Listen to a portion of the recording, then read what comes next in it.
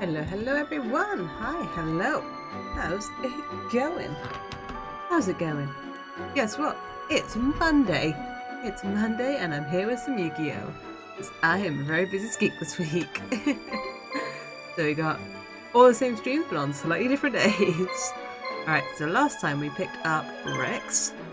And we haven't changed his stuff at all, so let's do that. Remove everything. We'll try and keep him dinosaur lizardy, but also strong.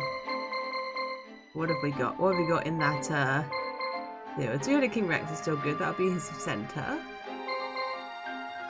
Mega Zowler's still pretty good. Hello, Spooky Jukes. Swear I'm gonna get a jump scare on purpose. But it's like a nice jump scare, right? Gotta keep you on your toes. No, I might actually just keep him with the same team. But not actually that week.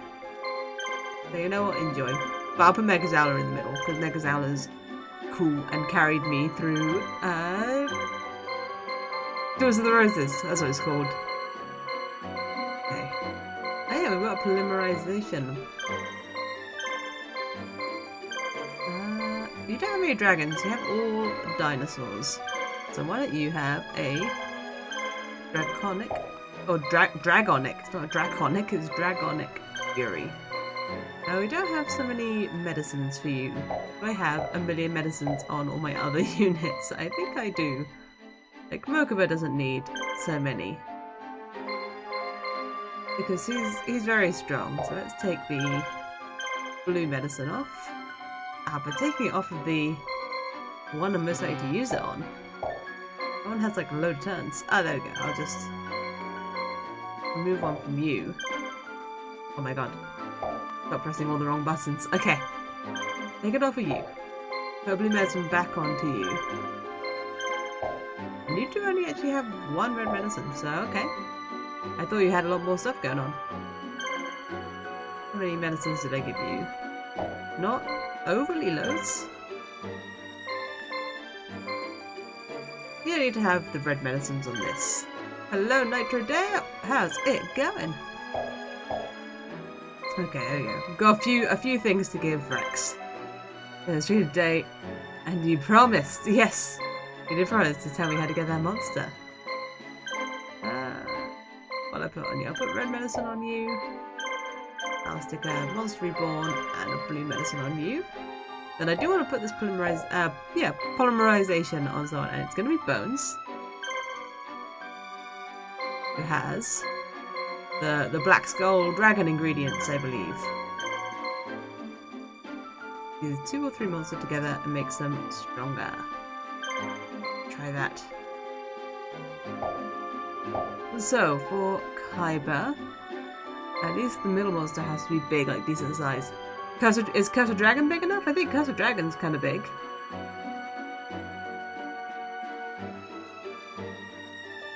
I think Cursor Dragon has a pretty big, like, base. You try Harpies. Cool, I will swap them.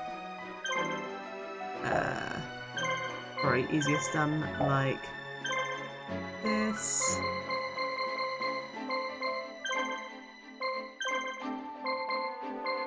There we go. We did it. We swapped them. Bigger the base, the better. Okay.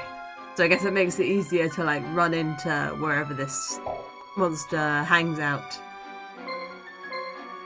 Step 1. Okay. Is there anything else I have to do in this screen, or am I good to get into it? Roaming. Oh, it's invisible. Okay. So I just gotta like scan the land for it with my bases. With my monster bases. Okay. Cool. I will do that. I will hunt it down. You're gonna show me the setup. What do you mean? Do I need to know anything else before I go in, or can I just go in? Is there any other prep I need to do? Yeah, okay, thank you. Let's go. Let's sever the supply line. I don't know how anyone figured this out. Okay. Okay, leader of the Guardian at the fort. Neffel. It's a known coward. Alright. Well, if we're in the Yugi path, we would sort this out by setting his base on fire and make him run away, probably, but I guess that's not how we're going to do it this time. We'll be flanked if they get reinforcements, so we have to surround the fort and take it as quickly as we can. I'm guessing we won't be as swift as possible because we're going to be scanning for this monster. There are one other place to go, have time to go there. Cool. So. Over. Don't go there. Go there. And I guess I could just like grab someone and have them just go like surround, as it suggests. No, not you. Okuba. And you just like get near. Oh, you know what? Rex can come get near as well. Let's see what you've got going on. And Bones. You've got some stuff going on. There you go. There's another road monster there as well, so that's good. Okay. A team of 3 rolling out to deal with that. Is this just an empty base? Yeah, it's empty, I think. Alright, Bones, let's try you out. How many times do I get to use polymerization? Is it like once? Give me that head back, give me that head back, give me that head back, give me that head back. Is it like once a map? Help me with this mission alone. One each time, okay. One per map. One use per map. This is unusual. It is, I know, right? A Monday. I'm busy with the work stuff. It's, well, it's also event stuff. So, like, tomorrow is Pancake Day. And I need time to enjoy those pancakes, okay? It's a very special occasion. I love Pancake Day. And those pancakes will not be rushed. And then on Thursday, I'm getting my hair done. And it's going to take like all evening. That's all they got. They got me booked in for like the whole evening. So I'm going to have fancy hair. And I'm excited about that. So yeah. I swapped my days around.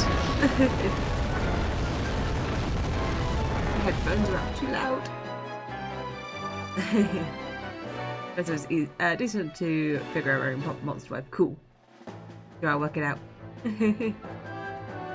30 minutes to start food talking. Well, I can't help it when there's like, you know, an event, a food-related event upcoming tomorrow. I don't make my pancakes from like batter though. I buy the microwavable pancakes because they're delicious. I get these sweet pancakes that you just like stick in the microwave for like 30 seconds, like a minute, something like that. And they're so good. They're so fast and good. I've got bananas, I've got chocolate orange spread, I've got clotted cream. It's gonna be a good day. It's gonna be a good day. Need more days dedicated to certain foods, it does. Oh, and I've got bacon. Pancakes and bacon. I forgot about the bacon.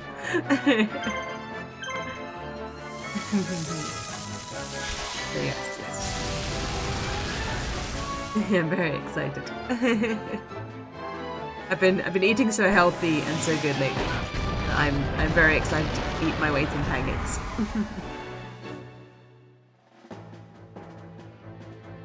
Do you guys do Pancake Day? Does anywhere else do Pancake Day? Is it a UK only thing? Not even that many people here get hyped about pancakes. I do. Always reminding everyone, it's Pancake Day, it's Pancake Day. They don't respect Pancake Day like I do.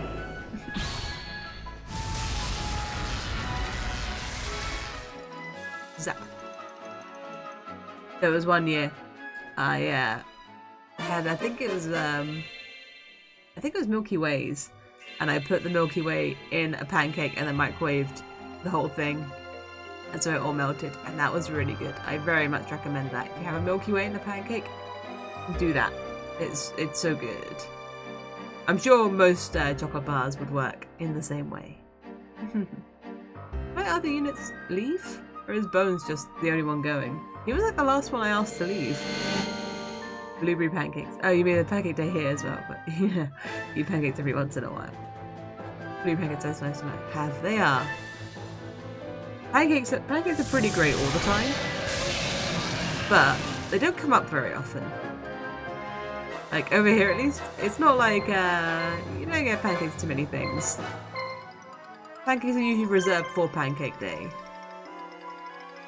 The one in the middle only has like 2 turns, so I don't want to like waste too much time hitting that. Unless we're talking potato pancakes, in which case I have those quite a lot, because those are so good. I went so long without knowing about potato pancakes. I went so long. Then I went to Scotland and it all changed. I found out that potato pancakes exist and they're just everywhere. Like, I could just buy them in the shop. I didn't even have to go to Scotland.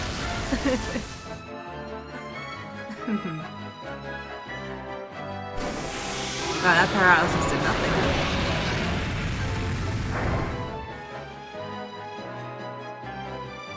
Nothing at all.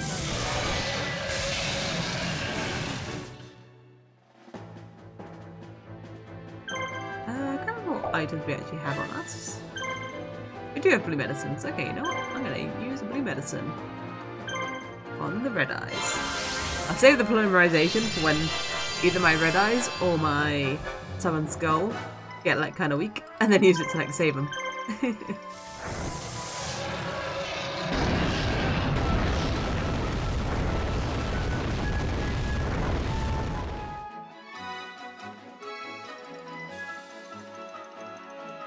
I'm just thinking about pancakes. Like, it's the only thing in my head right now. It's just picturing the pancakes that I have on the side right now. I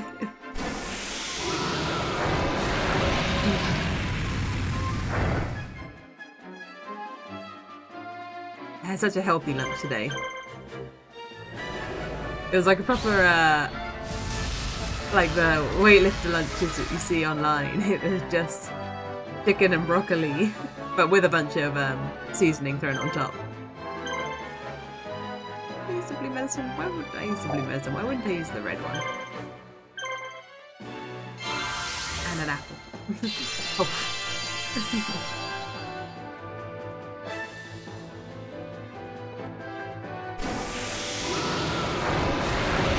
It's okay, because I also had a snack, which was a croissant with a piece of Emmental cheese in, because I got extra croissants by mistake, I guess. Like, I ordered my shop and ordered 4 croissants, but I got 8. So, croissants are on the menu. Gotta eat through them.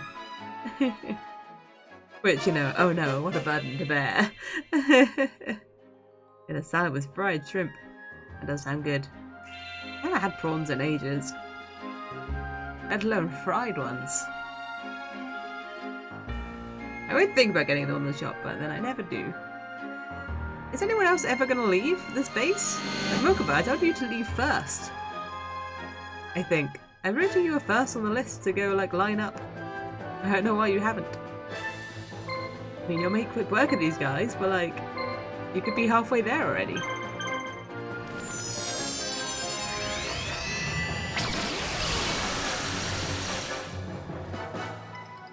I've got this, Quaker Oats porridge with, like, extra protein. And it's really good. It's, like, very filling. It's been doing the job.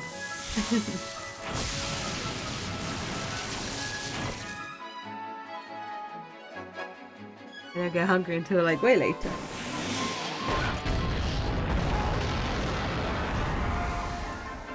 I'm trying out the high protein lifestyle. High protein, low carb lifestyle. And it's pretty great. Like, I wish I had more cake, but but it's been very healthy, and I've been very well. I mean, I could be more full, but I've been pretty full. It's good.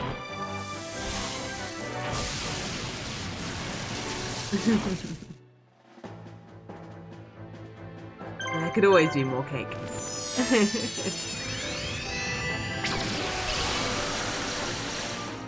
Get beat up. Of course.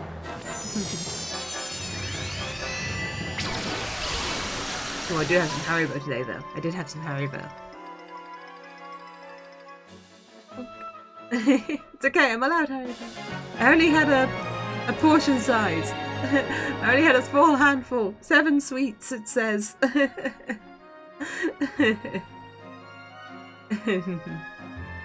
I said, I could be more full. I could be more full. There we go. Okay, the others are starting to leave. Hello, Tesco's. What have you come back to? Food talk. Always food talk. Skinks only have one thing on their mind, and it's disgusting. Pancakes. You have medicine too. Good. I use a red one then on. So let's go. Good stuff. Good stuff. Yeah, pancakes! I told you, pancakes! It's pancake day tomorrow. It goes on in Clyde's mind. I was like, he does love to lick the walls. I always assume he's just so there was one time. Here it is pancake day tomorrow. There's one time I got him out of his tank and let him just walk around. Like I released him onto the floor. I was like, be free little buddy, enjoy. Just keeping an eye on him, make sure I knew where he was. And he walked around and he got up on these like cushions that were underneath like a shelf. And he was there for ages and I was like, I wonder what he's up to. Let me make sure he's okay. So I pulled out the cushion because I couldn't quite see him. And he was just sat on this cushion next to a large biscuit crumb with a little tiny bit of biscuit in the corner of his mouth. Like a cartoon food thief with the little incriminating crumb on his lip. And so I assumed his whole life is just thinking back to that moment and working out how he could get more biscuits. I assume that consumes his mind.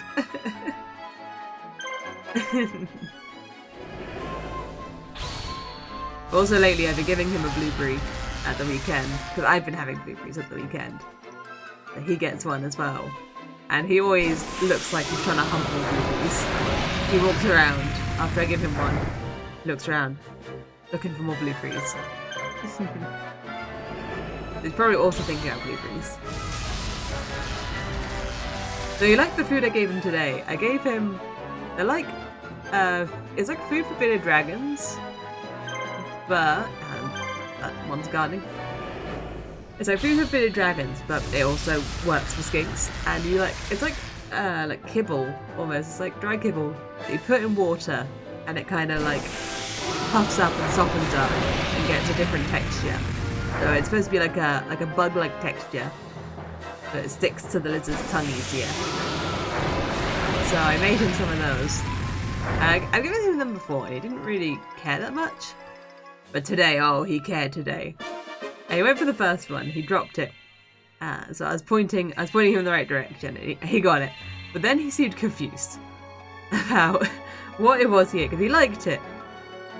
But because he picked it up off the floor, I think he assumed he could get more of it off the floor, off of his his flooring. So then he just tried to start eating his moss, and I had to be like, no, that's not what you just ate. It's not the moss. The moss isn't what tastes like that. I had to keep just like directing him, like, no, don't eat the moss. This is the food. Eat the food. Like, I had it on my hand, like, no, over here, buddy. You're missing. He was very confused for a minute. I think he worked it out. Worked out where the food was coming from, and it was not the ground. Fortunately, bit of dragon pellets don't just grow.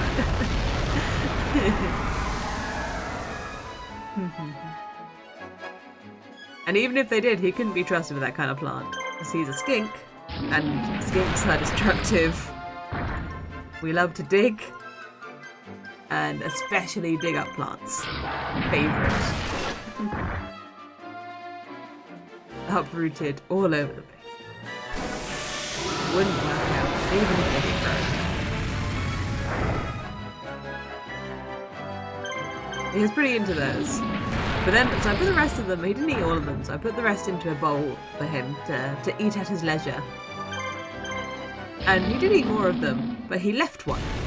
And I'm trying to work out if it was intentional, whether I'm trying to work out if it was full and he didn't want the last one. If he didn't know the last one was there, or if he's just saving one for later. I don't know.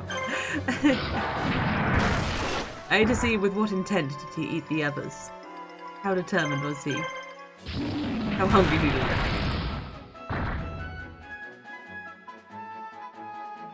Yes, it amused me when I saw that he just left one. Just one. But he does sometimes like to leave food to have for breakfast. Like, sometimes I feel like he intentionally leaves a bit of food behind so that he can get to it later. He likes to eat bright and early. Unfortunately, I don't get up bright and early, so he has to eat on my schedule whenever I'm cooking other stuff.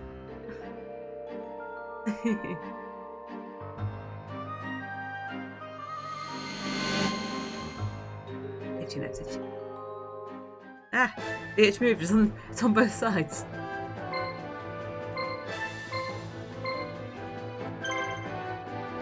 Everyone's already taken like a little bit of damage, but it doesn't do as much as the Black Man Fire Dragon.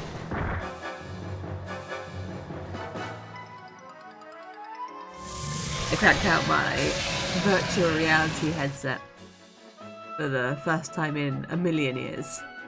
Because now I have a computer that understands Bluetooth. My previous computer, it could run the VR, fine, but it couldn't run Bluetooth very well. And so I'd buy dongles for it to understand Bluetooth, and it would work, but like once.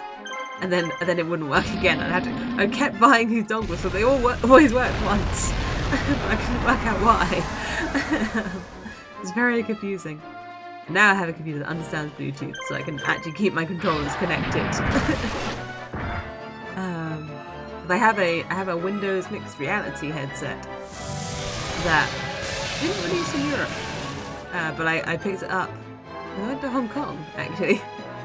So that's pretty cool. It's a pretty cool one, like the Samsung mixed reality headset. I can't remember what it's called, but I really like it.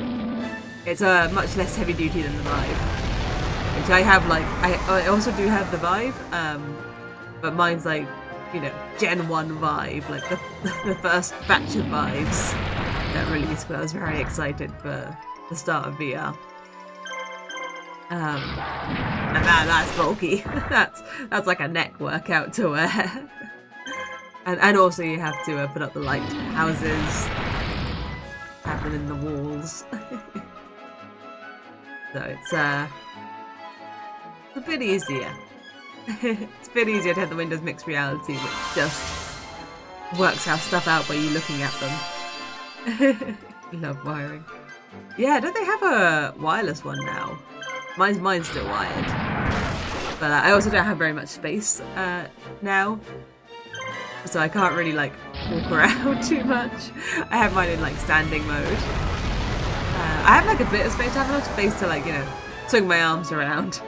But yeah, not enough space to walk around. I would absolutely punch all three of my monitors and my work laptop. I would smash them all up if I was walking around.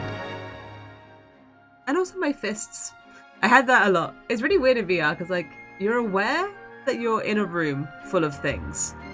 And you sort of know where the things are. But when you're in VR, you're so like immersed, I guess, that like you don't hold back any of your strength, even knowing where you are and what's around you.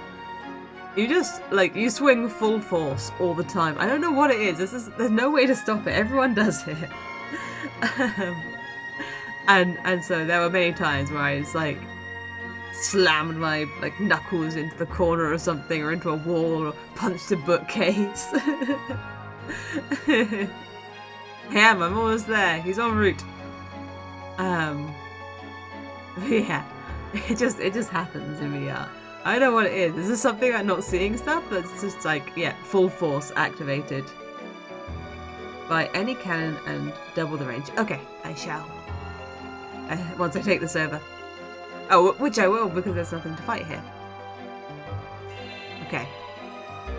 Buy a cannon and double. I'm going to look at the trader as well. Have a little look at the trader. What the heck is quick attack? The action points of all team monsters. Hey, this guy has polymerizations. It was worth checking. What's a super rejuvenation? Use metal and medicine boosts life force and enables automatic restoration. Oh, it's like I got you. It's regen. Buy some polymerization. Let's buy a quick attack. Why not? I don't need that many polymerizations, but I will buy like some. No, this one. Still this one. I don't know how many I've bought. I'm stocking up. Line curve to the bottom right of the range of the camp. Okay. Alright, money. Oh, I see what I've done.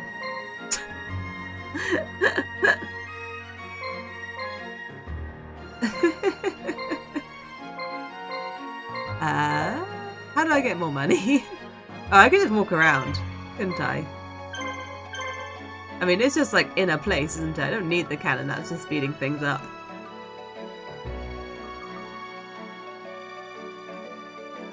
Right? D-pad? Select. D-pad? So the bottom right range of the cannon would be like here, wouldn't it?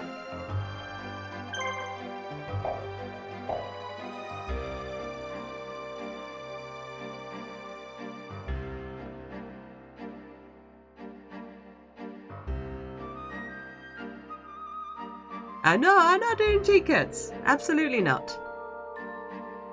I am doing skink time. Don't you insult me with cheat codes.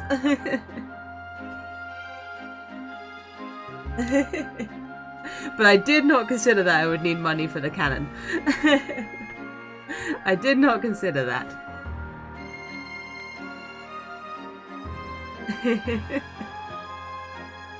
I was excited. I was too excited about the polymerizations.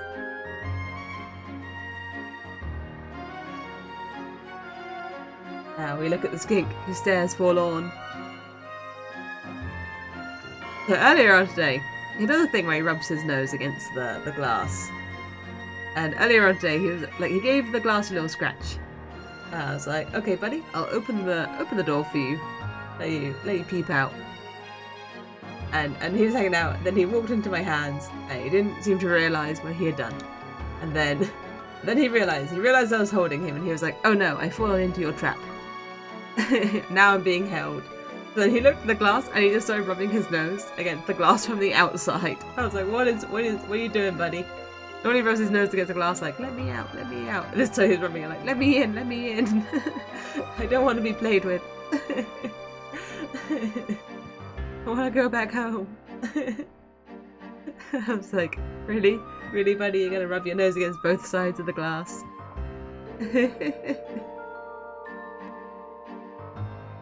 Oh, he heard something. These were his dragon bite things. They're soft and full of water. Oh, and he's going in for more. See, he really likes them. Last time I gave them to him, he was like, whatever. Don't care. Today he was like, oh, I care. I care deeply.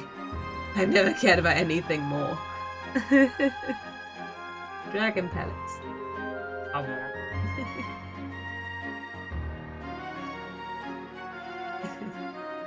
It's always funny to like watch him try and eat. Like, the skink face is not made to eat off of a flat bowl. It always looks like such a struggle to get things.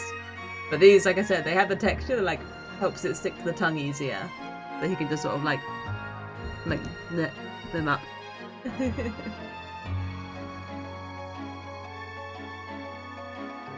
But he'll leave one. He'll leave one for later. Yeah, little leg. Relaxed. In his own lane. Driving. What do they eat in the wild? Probably not dragon pellets. They eat those eat like plants and bugs and like they're scavengers, so they'll just eat whatever they can get. But interestingly, there's always so people sometimes go, oh no, don't feed your skinks like dog food or cat food. They wouldn't eat that in the wild. But actually they like go into people's gardens and like they do eat the dog and cat food in the wild. So yeah, they're scavengers. They eat whatever's going. Whoops.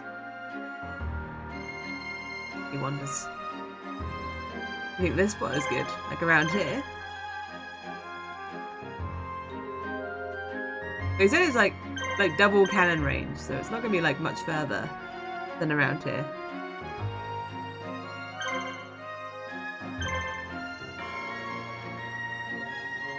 Maybe this crevice. This crevice looks good.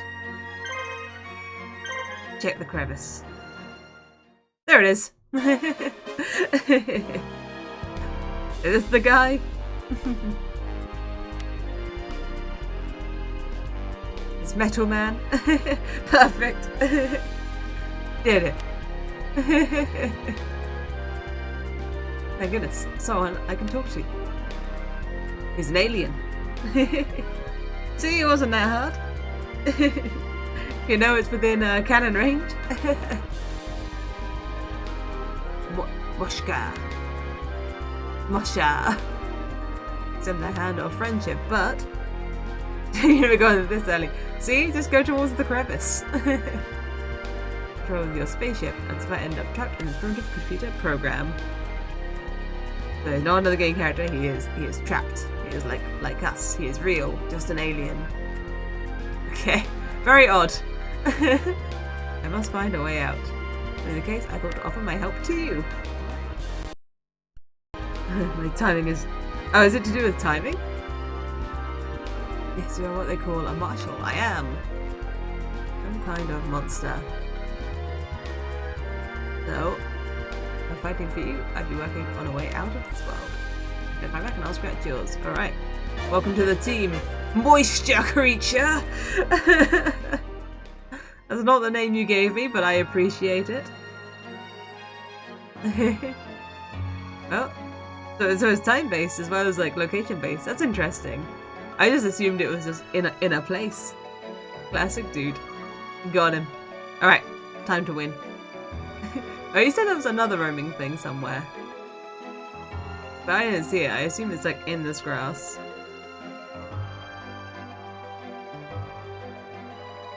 But I've walked through it. There is. Is it worth getting?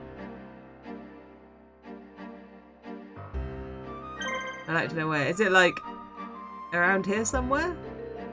What looks good? What looks like a good bit of grass? Actually, no, I bet it's up here because you wouldn't have a reason to go up here. Oh, it's around your town. Okay. Well, I'm not going to use Mokuba for it then. Release. Release.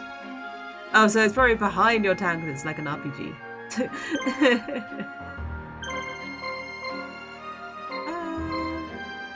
No, Weevil. How do you go for it?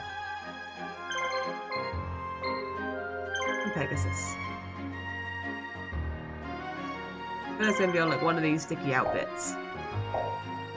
Actually, I should see what's in this trader as well. Well, I don't have any money left. I got too excited about polymerizations.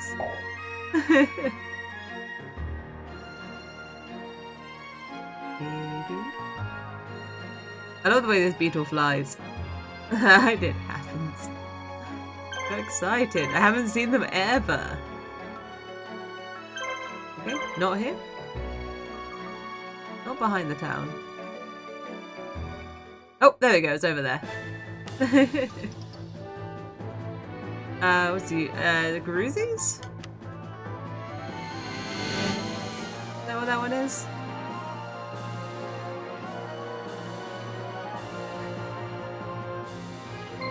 Is it? I can't remember.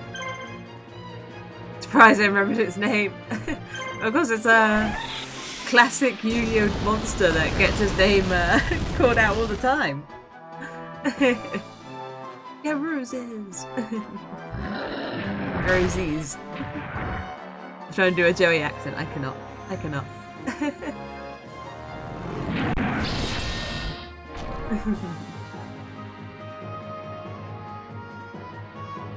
Oh, Joey accent. I tried. Yeah, and all that. I feel like I gave Weevil this Dark Magician. Oh no, this isn't Joey. This isn't Weevil. This is Pegasus. That's right, because I don't have a tuned Dark Magician. It's the next best thing, the regular one. You must do things, but you'll be lurking. Thank you for the help, Nitro Dale. Hope your things go well. Never do fun of the old dub. It is. Wow. The sun will rise in a few hours. You're technically still streaming. Oh, are you streaming? Was it Persona 3? Streaming and helping me at the same time. Master of multitasking. You almost done. I hope you're having a super good time with it. I'm looking forward to getting my hands into it at some point. It's quite a long run. Yes! Persona 3 is a long game. I actually looked up on like recently of like how long to beat just like the old Persona 3. I was trying to remember. And it's like minimum like just over 80 hours, like just for the main stuff. I was like, oh yeah, that's right, yeah, it was pretty long, it was pretty long. I remember putting just all my time into it. Never had any free time. Oh yes, Pikachu, I did see that, So I may be playing it soon. But I still have so many games built up to play through from Christmas and birthday. I've got so many games to play, which is a great thing, but I don't have enough time to play them. I need more time so I can just sit and like get cracked through them. Because you can actually platinum the game first playthrough. That's pretty impressive. I wouldn't even try to platinum a Persona game, I don't think. That's a lot of time.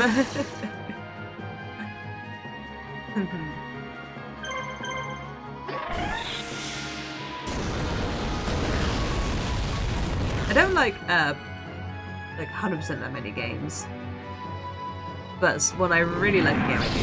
Like Danganronpa games I did, and World Ends With You I did, but not the second one. Not the second one. The first one, absolutely. How difficult is just actual planning. Yeah, that's above my pay grade. It's very impressive.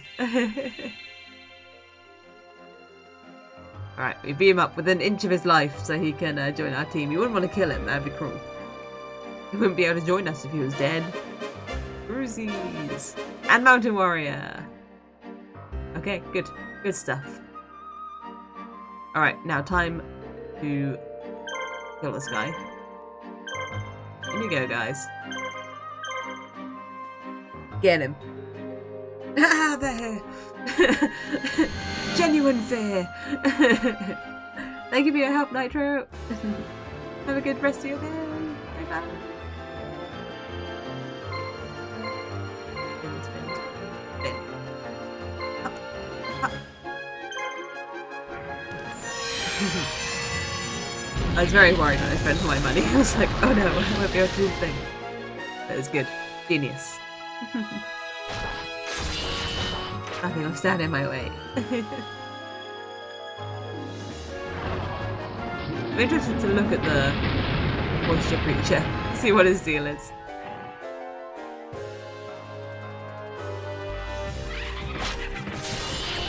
Aha! You cannot hit me. You are blind. Who's the weakest? The dragon. The dragon's the weakest. That means you will be first to go. Mokuba's so strong.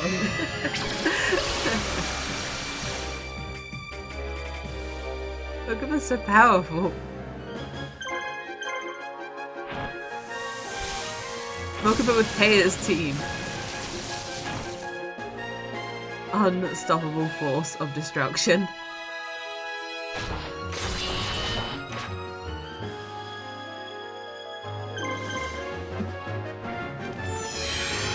I see Kari's just sort of watching it and he's just like, it's a good thing it's on my side.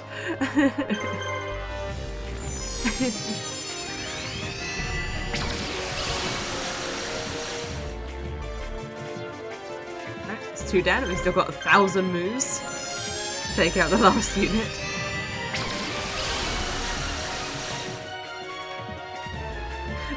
Kari's just like, why is he so good at this?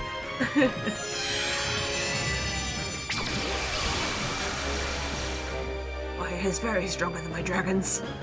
This isn't fair. Gonna wait out that guard.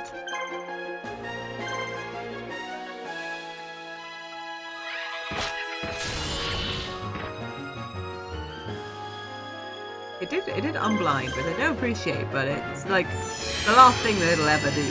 So that's, you know. I guess it's gonna try to live.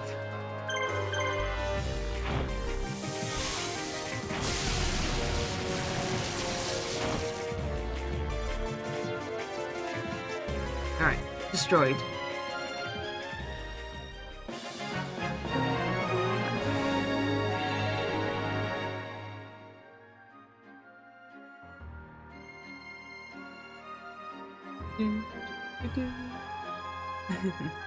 The music's so peaceful. Oh, that was it. I thought there was like gonna be another guy there. No gold. Only spent. Full-scale offensive. I said in Battle Weary it was only supposed to be a matter of time before the Northern Army collapsed. But Sebekel and Nekubetos, 2 tough Imperial generals, have held Khyber at bay by sheer will alone. They fought him into a corner. Every day Khyber decides to have another unit attack from the sea and break the enemy once and for all. Naval unit! His plan is to hit the enemy hard with a blitz attack before time runs out. It's not about time running out, but like, I still have not felt pressed for time. I want to look for the moisture creature. Alright, a second ago there. 1. Level 1. How strong is the moisture creature? Reasonably. Alright, well, you're not a dragon, but you are a friend. You're our little alien friend. You have a silver bow and arrow. And a monster reborn. And probably not a polymerization, if I had to guess. Also many. Maybe one of these, though. Maybe a super rejuvenation, which has a lot of uses. 6. And you're lacking an item. There you go. For some reason, I've decided Kaiba gets 2 of those. So you already have polymerization. Does anyone else actually have, like, ingredients? I don't know what can and can't polymerize. Like, can I just give everyone a polymerization? Just in case they can? I mean, will it just work on anyone? How specific does it have to be? Everyone can hold on to one at least.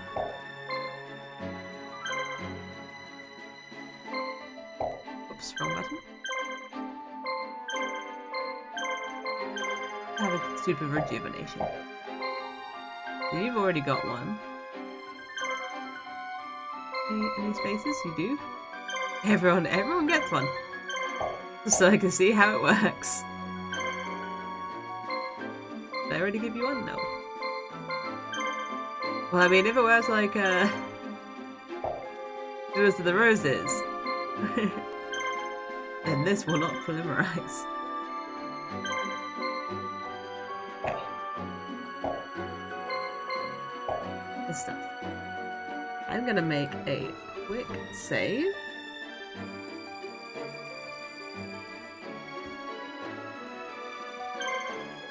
I've saved it before, I think, on screen, but I will save it off screen. There you go. Just a little save. Secret little save. Alright. Yeah, that's everything we had to do, right? To battle. To battle! To arms!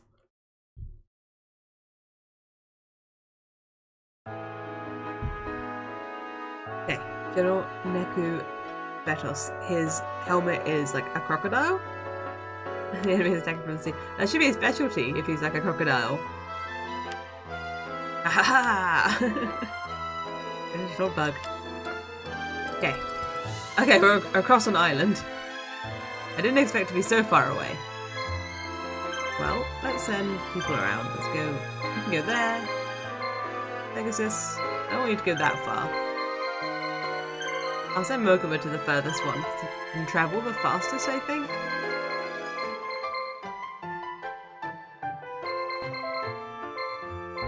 Okay, who I've sent off. There we go. Okay, I understand.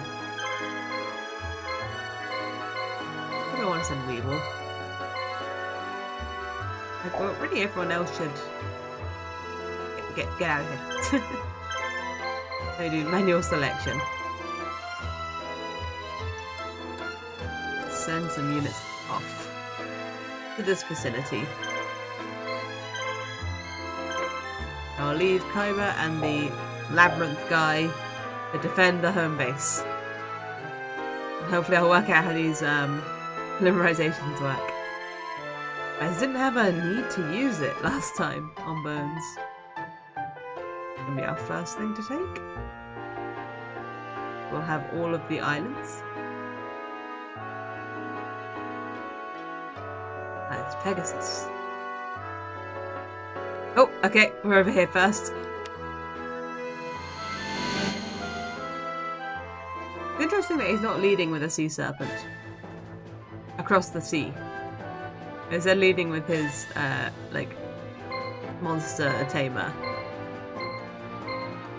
Kinda strange.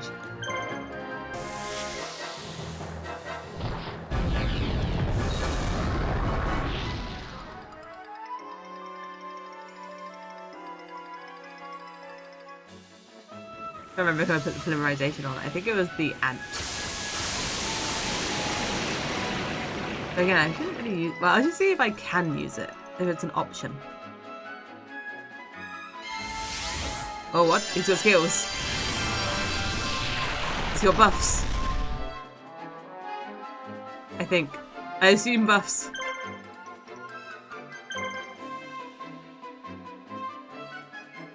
So it looks like you can just kind of polymerize. Okay, that's good to know. I won't use it yet.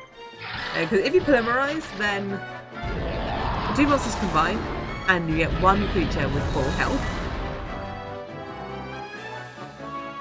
So I'll wait until we're a bit lower health on something, and it's more useful.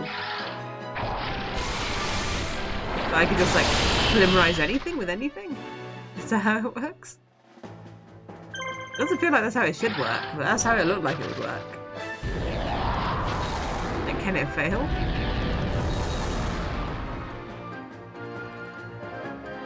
I just don't know. Which sea serpent is first? It'll be this one because it has more moves. Remaining. More moves remaining.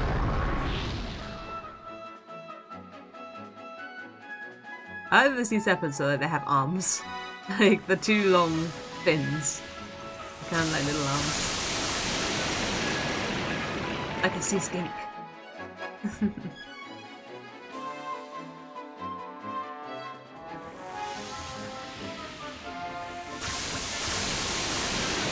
Are there sea skinks? Are there any like water-based like serpenty things with like little tiny legs and arms? Are they just crocodiles?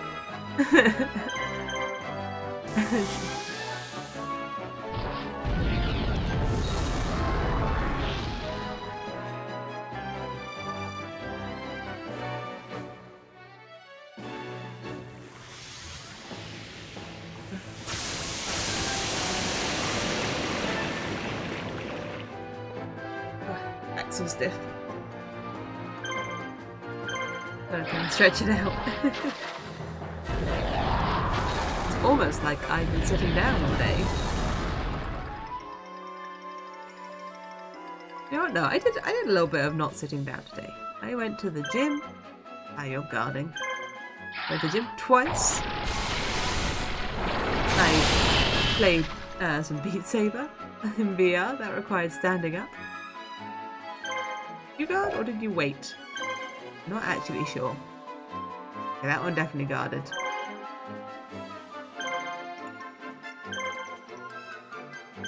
They still have more turns. There we go.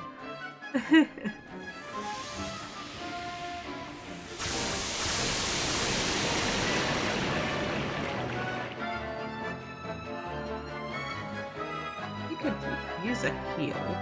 I think you probably have the healing items because you have the most turns.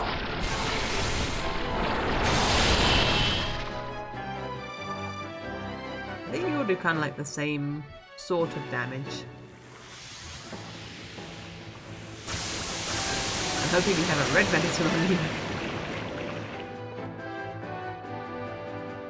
Still alive. Really had to make sure I hit the right button there. Waiting then would have been disastrous.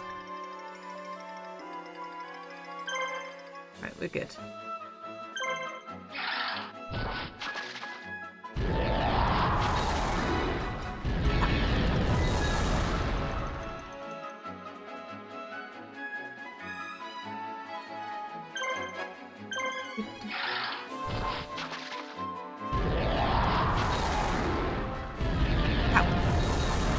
I'm right in the middle. I do have your medicines. Don't worry, Red Karashi. Stocked up. I juiced you. I juiced you before we left on this mission. Juiced you of all your medicine.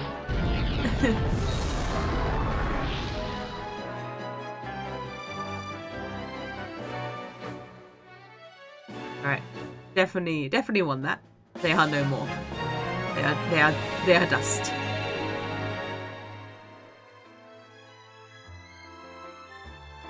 They're just dust now.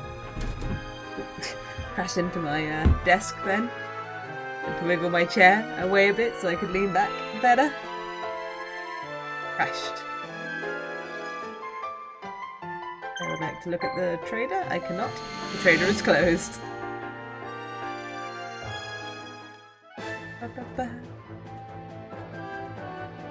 Oh, they got the Red Sea Serpent.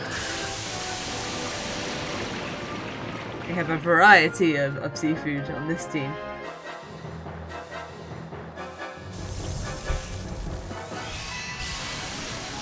I did eat jellyfish once. It was very strange. I had it in a cold dish. A cold chicken and jellyfish dish. And it was not the texture I would have expected.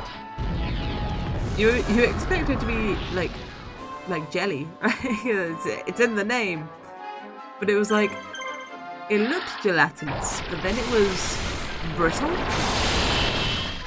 Like it snapped. It was really weird. Like it was all texture. It was very strange.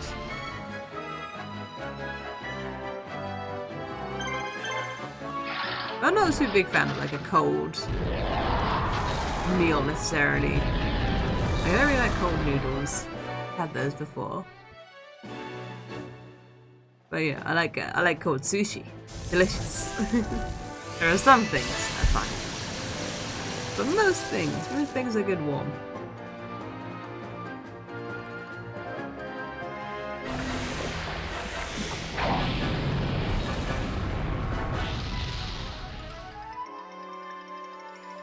Full of yawns. I can't stop yawning. Sleepy.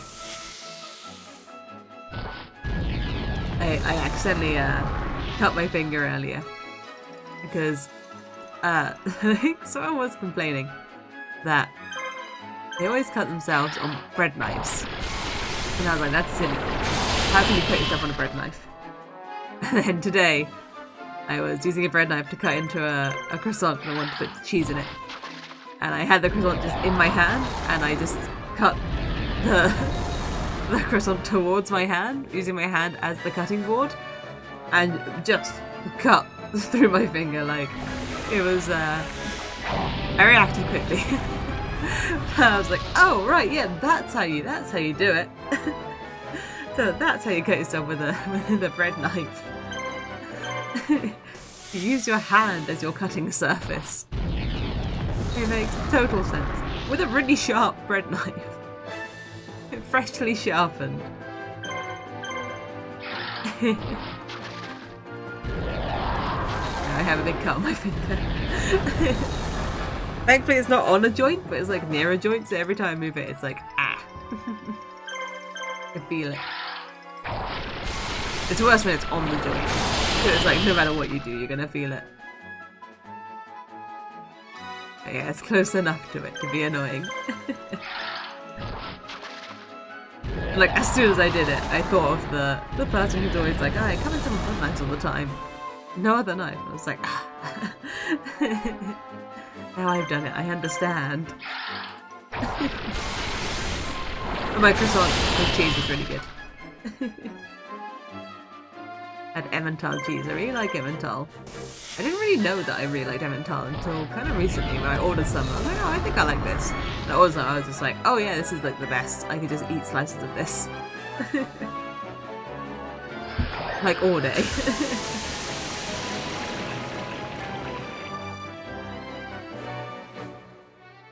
There's my ad break. Wait for this aqua breath to hit. Hello, hello. Brie is good as well. Brie is also delicious. And so is Camembert.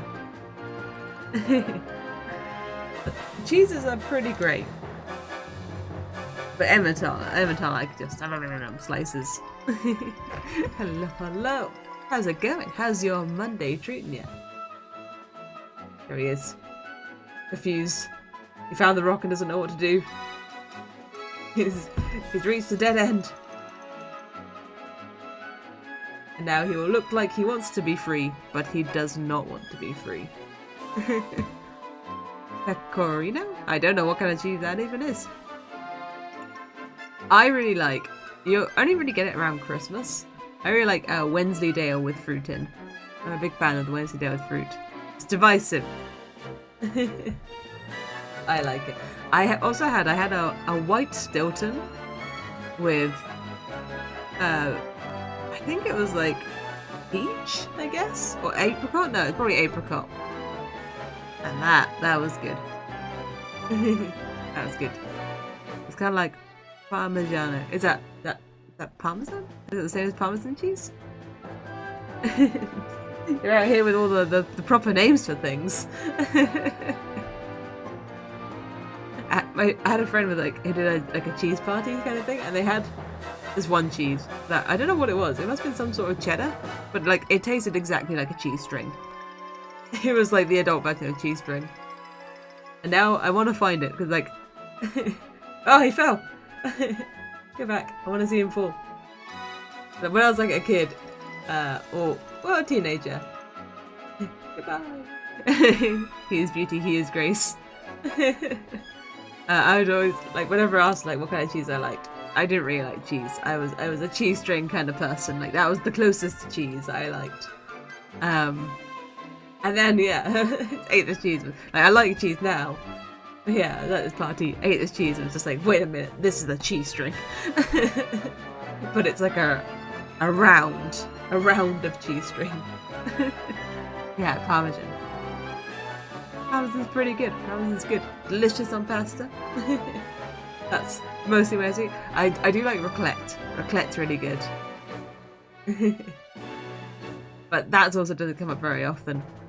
I had it like a Christmas market. They had like a raclette station where they like put a bunch of it on like chips, and that was a good time. Cool. I've tried Baby Bell. I have tried Baby Bell. I've eaten many a Baby Bell. Never fear. It's pretty popular with a kid. I don't really see Baby Bells anymore, but I guess it's because like TV adverts aren't really such a thing now. I don't watch TV, and I'm sure Baby Bells are always on TV. But even though cheese wasn't my like favorite thing when I was like smaller, Baby Bells are always pretty good. Baby Bells are non-offensive. A non-offensive cheese. Everyone likes a Baby Bell. Like a Lunchable. Everyone likes a Lunchable. I miss Lunchables. I think about Lunchables a lot. I think about Lunchables more than most adults, I think. Remember there was like, so there's the regular sandwich Lunchable, which I've realised is just like a child's version of a charcuterie board. Like, charcuterie boards is adult Lunchables.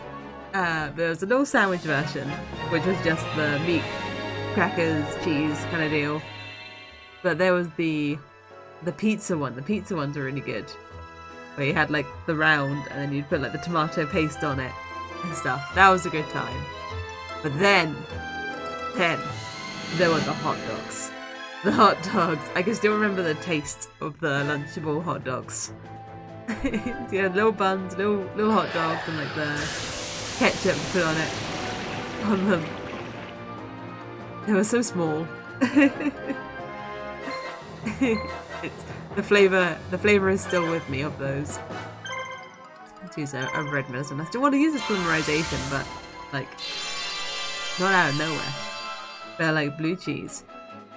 I'm not really a big fan of blue cheese. I like blue cheese when it's in a sauce. I really like a blue cheese and like hot sauce. I had like a bunch of Stilton frozen because I don't really like eating it, but I was gonna turn it into a sauce and like mix a bunch of Frank's red hot sauce with it. But I never did. Never got around to it.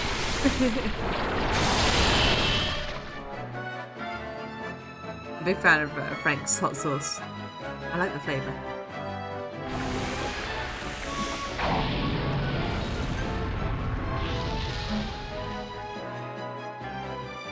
I'm not sure I have any. I think I threw away what I had because it was like really old. Or maybe I used it up. I used it up. Fine.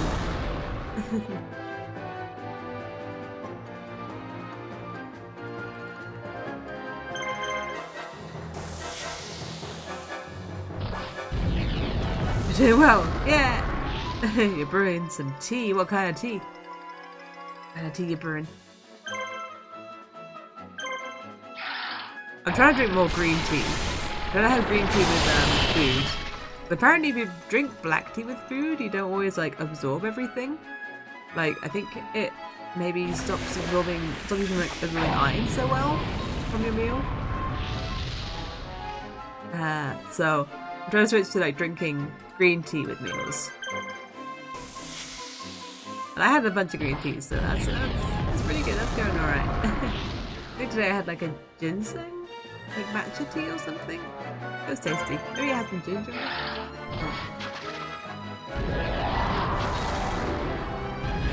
Mostly I just drink what I will refer to as regular tea, which is just like the, a PG tip, an English breakfast, I suppose. Maybe the official name.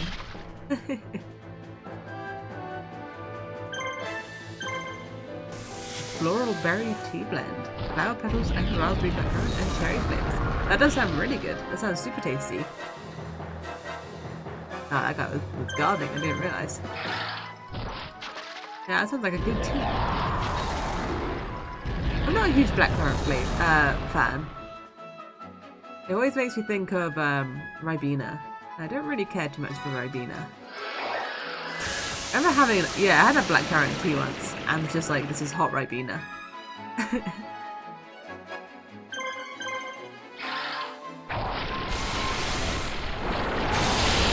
I used to have a, oh, you got it as a gift from Ukraine. That makes it extra cool. Exotic. Extra unusual. I used to have a tea shop near where I lived. And that was really cool. They had loads of teas and we'd like, I'd go there all the time. It's like a while ago now. I'd go there all the time with my friends and like, they had cake as well. But they had like a massive selection of tea. I was just working my way through all their flavours. They had a really nice sakura tea. I like that a lot. Is it even sakura water? Just cherry blossom. I think they just called it cherry blossom. But I remember I always remember drinking that and watching Firefly on Netflix. That was a good time.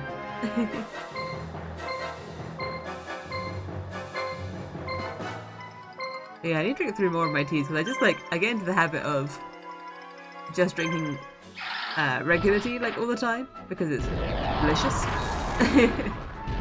And not drinking all my flavoured teas. And I have loads of flavoured teas. So I'm just gonna get worse with age. I need to drink them while they're fresher. I have some really cool ones. So I have like glass teapots. And I have these teas that are like flower balls. So they bloom with hot water.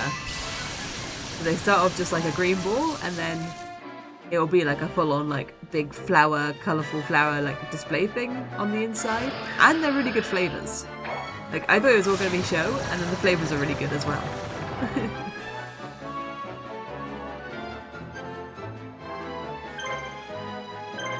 I need to use more of those. It's always weird to like find a time to have a pot of tea. Takes a while to drink through. But it's good in the winter. Keeps too warm. I already have loads of it. Do enjoy me a good cup of tea. I have started drinking coffee as well. I can now drink coffee. Let's have the one coffee in the morning. That means when I'm out, I can have like the cool coffees and not hate them, which is nice. And have the fancy coffees.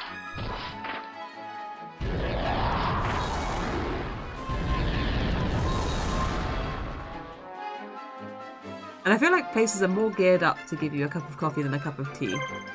Like going to like the hairdressers or something. I feel like asking for a cup of tea would be more arduous than like a cup of coffee. I don't know if that's really the case, but that's how it feels. And now I'm like a real adult.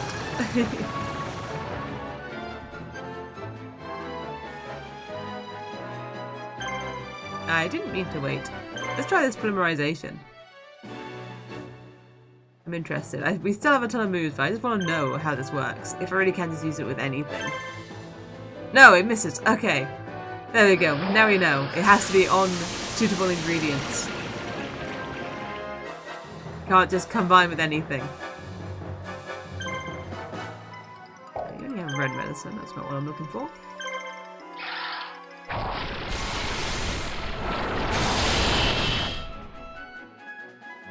I have to learn these things.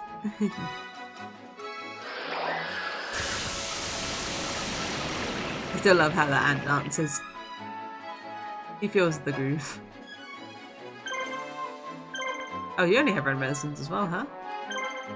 I thought one of you had a monster reborn. I guess the illusory gentleman must have had it.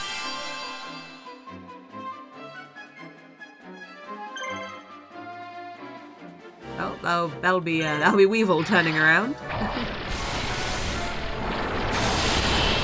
But he's done some good work. He's taken out a lot of these units in front.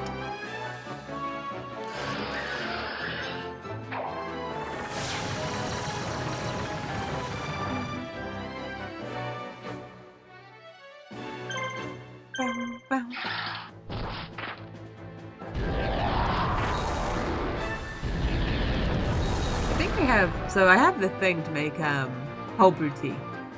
And it's this really cool bottle. It looks like a wine bottle. Make cold brew tea in.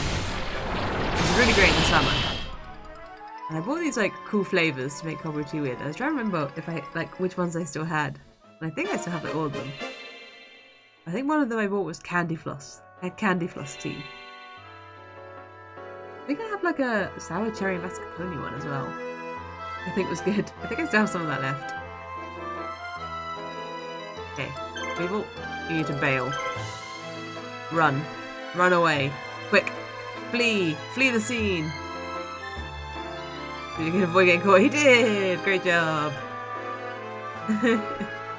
Great fleeing. Oh, I can't get him to head back home. That's fine. Just get out of the way. That's all good. You're not going to heal up enough for me to want to use you. This side. Not that low.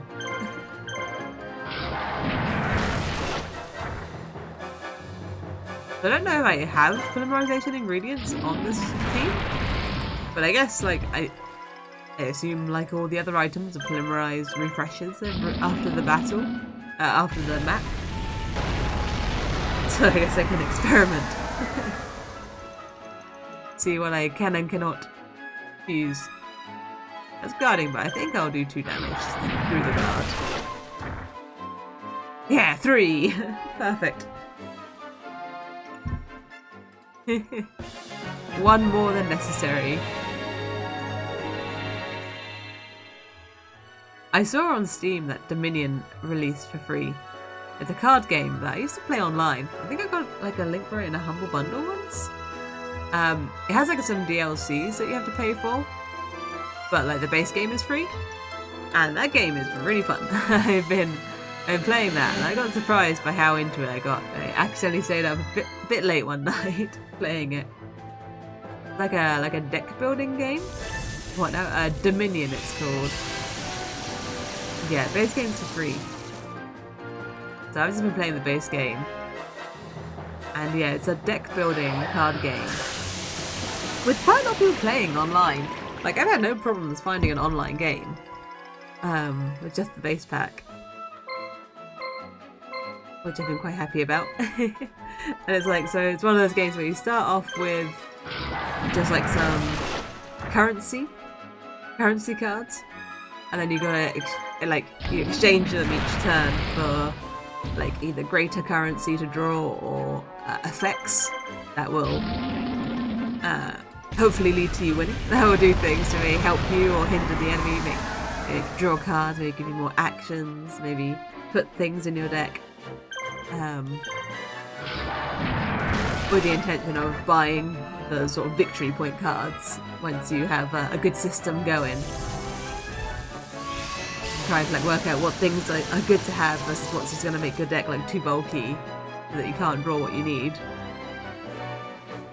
It's a very fun game. I really like a deck building game.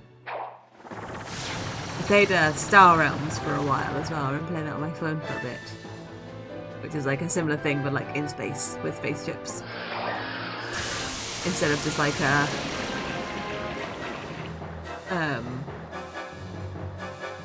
I don't know, like town ownership, I guess. It's Dominion.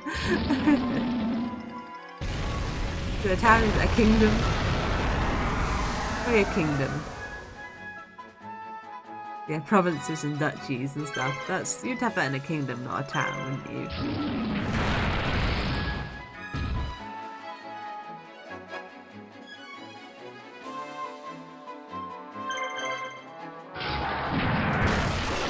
Yeah, that's a fun time if you're looking for a little bit of a card game to amuse you for a little bit.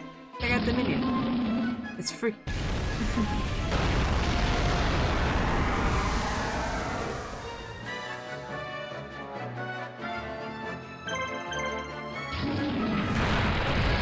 I'm messing around with Beat Saber on my VR as well, which is very fun. I remember how I spent so much time in VR before.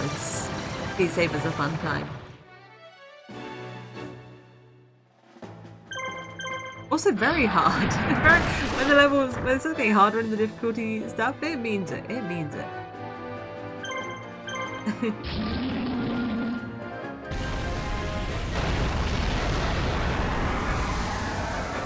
But you feel pretty cool playing it.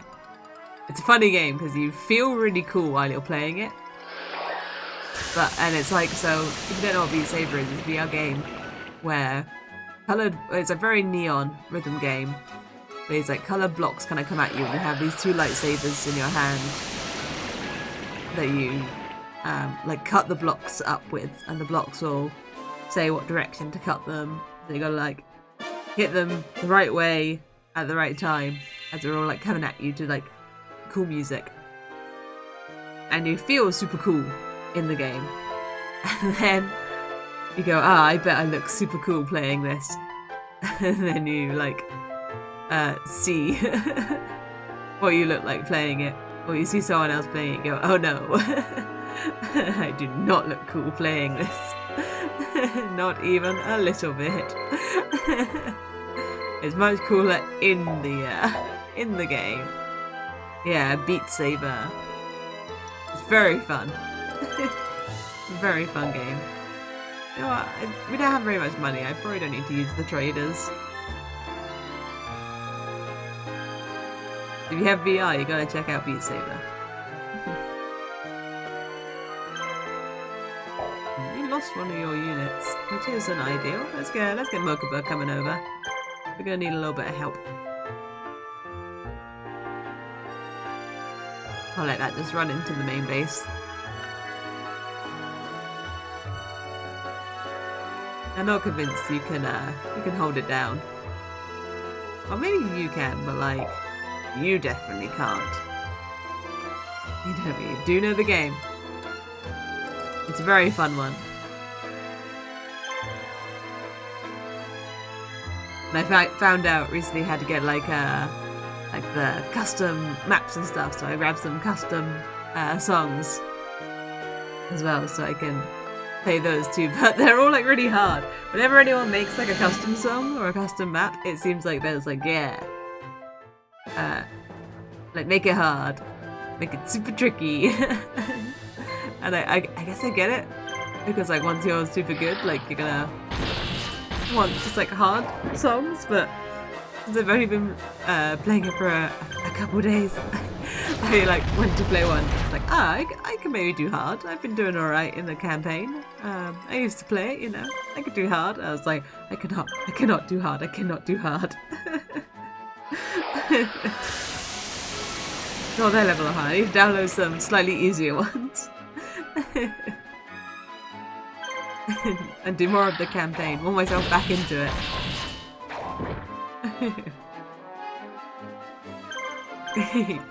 But I was playing one on hard, and I was sort of getting the idea of what I needed to do. I was like, okay, I got it.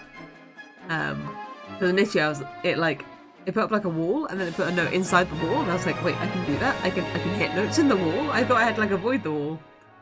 So once I got over that, I sort of got the idea, and I felt really cool playing it. It was like you'd be hitting the notes with both hands, and then like it would swap to like lots with one hand and lots with the other hand. It felt like a really cool little dance thing. But in my head I was like so full of knowledge that if anyone saw me it would not look even a little bit cool. Nothing looks cool with a VR headset on. Swinging around these massive controllers, nothing looks cool.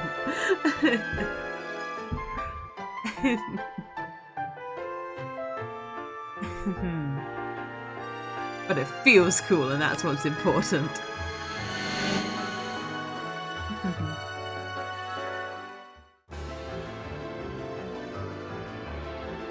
Yeah, I need to make sure that the custom things worked, because I was like a little bit worried about I was like, is it really this easy? Do you just put it in this folder? Is that good? And yes, it was fine. So now I need to download more. They are gonna be great for horror games. I had so I also had the PSVR because I was like just gonna get everything with VR when it came out. I was like everything VR, and then it didn't really take off as much as I dreamed. Maybe now with all the Oculus Quest and the like Apple thing that's coming out. Maybe I'll pick up again. I hope. But what was I saying? Oh, horror games. Yeah, so on the PSVR I had the Resident Evil game that came out for VR. The one with the the Cannibal House one? Can't remember what number it was. Or like title. But yeah, that one. But it just I didn't even get to any scary bits. It was just the motion sickness killed me. like VRs can be a bit weird for motion sickness. It's certain things they need to do to like mitigate it. But like I think I like walked through the beginning part and like climbed a ladder and I was like, I'm gonna die. I'm gonna die in real life. So I haven't played too many horror games on VR. Cause they do 7, yeah, 7. It's usually because they put a head bob in, like they're walking like this, but the motion is like not what you need from the bakers. I guess I don't know. I didn't play much of it because I bought it purely to play in VR, and then I just couldn't survive in VR for any length of time. But I think 7 sounds right. There was like I remember one of the moments it sort of sold itself on with a cleaver, I think. Or chainsaw, it might have been chainsaw. But yeah, I think it was 7. It was like the first one that came out after VR. It was like becoming a thing. But yeah, it was just the bobbing. How terrible. I barely started it. I bought it just with the intention of playing it in VR and then couldn't. And I just couldn't do it.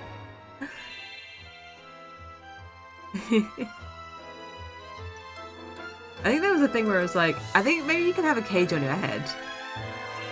And I might need to play it like with that setting on. Because that gives you like something still to look at. I think it's that one that has like the option to put a cage on your head. Stare.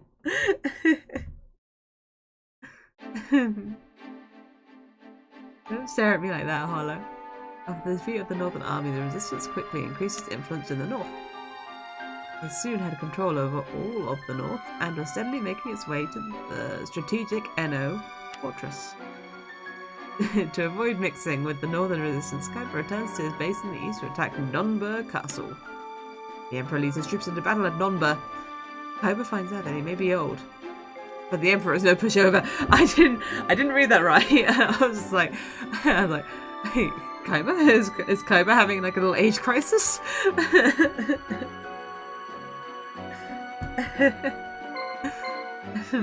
You having an issue? Alright. I need to get into a fight with Kaiba so he can use his little alien friend. I don't think I picked up anything new on that map.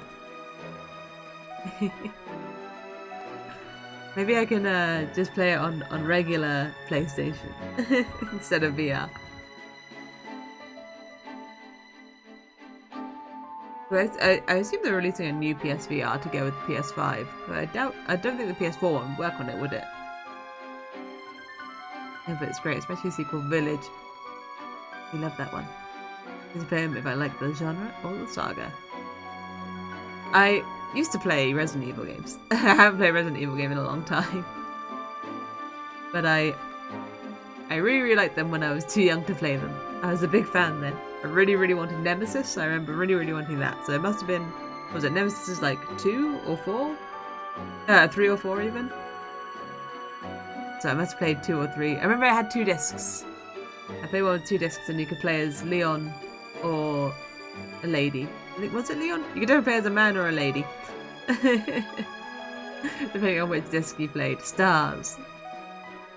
Yeah, probably.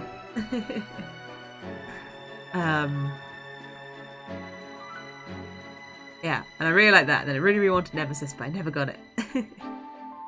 I thought it sounded really cool, and I read the back of the game because that's how you found out what a game was back then. You just picked it up physically. You had to physically go to it, pick it up, read the back.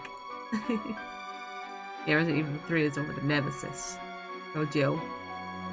Yeah, I remember reading the back of it and just being like, oh, that sounds so cool. Like, always being hunted. I want to play this. I never got it. Never got it. I didn't mean to press this. Let's go.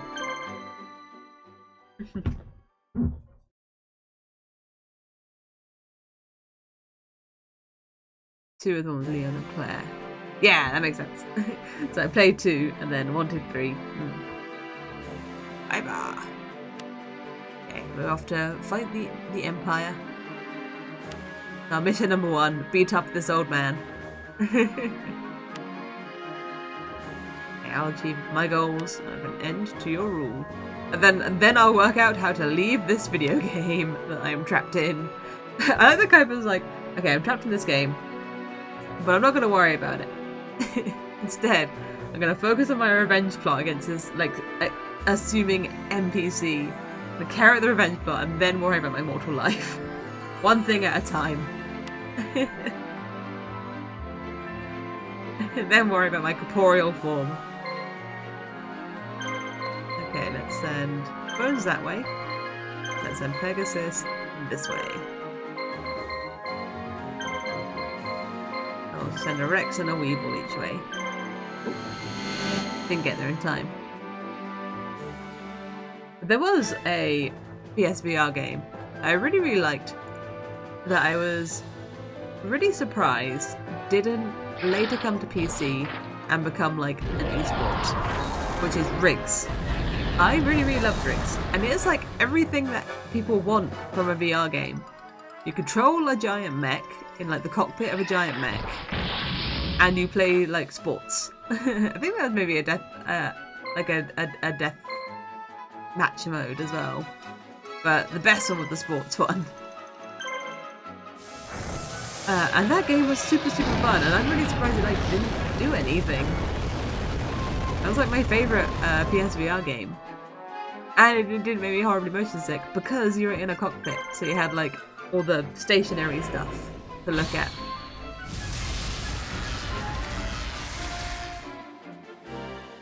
I remember playing lots of that. I managed to get myself up to being able to play like, I think it was like an hour of it.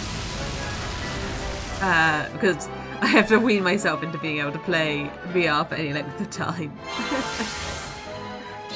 Never seen or heard of it, just up the hell.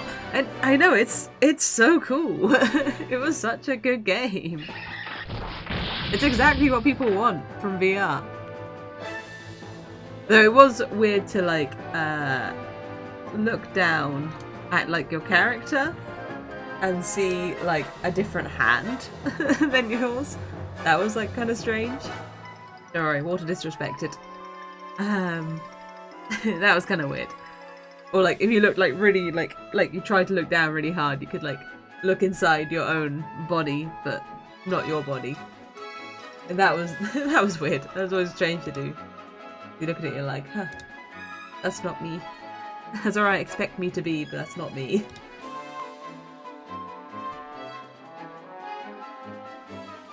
Where's the boy? These are just motions of me walking past. These aren't the skink. Let's find him in the morning. There he is. Awakening. Yeah, Rick's really cool. I had like loads of mechs. You'd play all these like games with the mechs. There was like a really cool campaign mode. It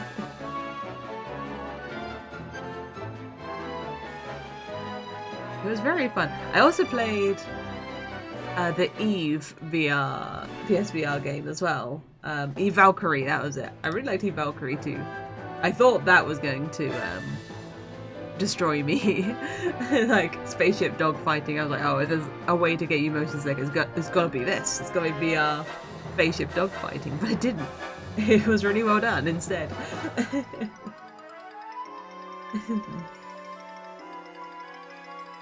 That's my measure for a lot of VR games. It's like, can I play it without thinking that I'm going to have to lay down afterwards? I had that with a couple of games where I'd have to just like, or if a game crashed. If a game crashed, it's the worst. Because everything just stops moving because the screen crashed. But you don't really notice until you move your head and the whole world comes with you. And I remember that happening, and I just had to like escape the headset and just like lay on the floor until I recovered. Very dizzying. I should never really do into VR. I don't think many people heard of Riggs. Like, I don't know why, though. It's so good. I'm gonna eat Valkyrie either. Eat Valkyrie was fun. The problem is that there aren't that many VR games. Like, I was having a look at the VR library, and it's just like, there's not much, and like, none of it is like hyped up really. And it's like, I get it that people don't want to release a lot of VR stuff because VR isn't super big, but VR is not going to be super big unless there's stuff to do with it. It's tricky. But these days is fun.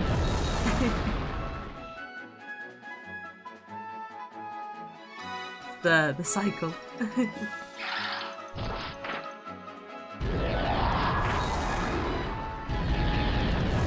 Yeah, I like the PSVR. I remember playing a ton of it.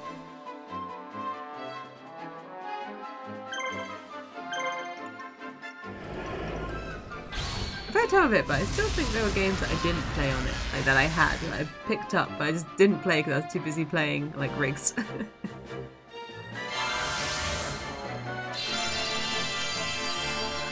A really good game that I played on my VR, not my PlayStation VR, my regular VR, but I think it was also on PlayStation, is Tokyo Chronos, which is like a visual novel, like a, what was it, like a murder mystery visual novel? I think it was a murder mystery. It's been a long time. But it has a really cool art style, and it was just really cool to play like a VR visual novel, because sometimes it's hard to read. Sometimes it's tricky to read in VR. But that one wasn't hard to read. And I think the people that made it are making a new game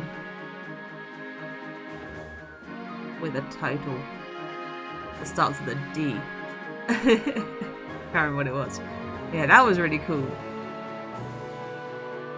No, I remember having a crash on that after like, I think it it must have been quite fresh out. Yeah, I remember getting one crash in that and just being like, oh no.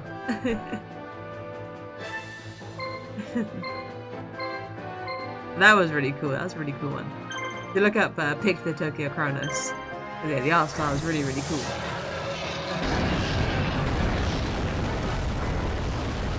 No, I did have an issue where I got my height wrong. The green-haired girl looks interesting. I think I liked her. I think she was my favourite. They got my height wrong at one point. Like, I don't know if it didn't know where my floor was, or like, it got something wrong. And I didn't realise that it had me really tall for ages, because everything looked pretty normal, like out and about. Like, I could read everything fine. I don't know why I'm not doing any damage to this guy. I've done like 3 attacks. He should be through any of his guards. Why? Why can't I do any damage to you?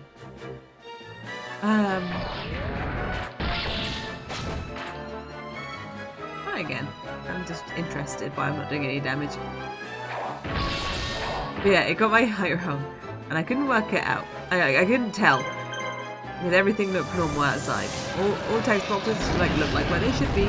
People looked like where they should be. I didn't feel like I was looking down at things. Like, it all felt fine. And then,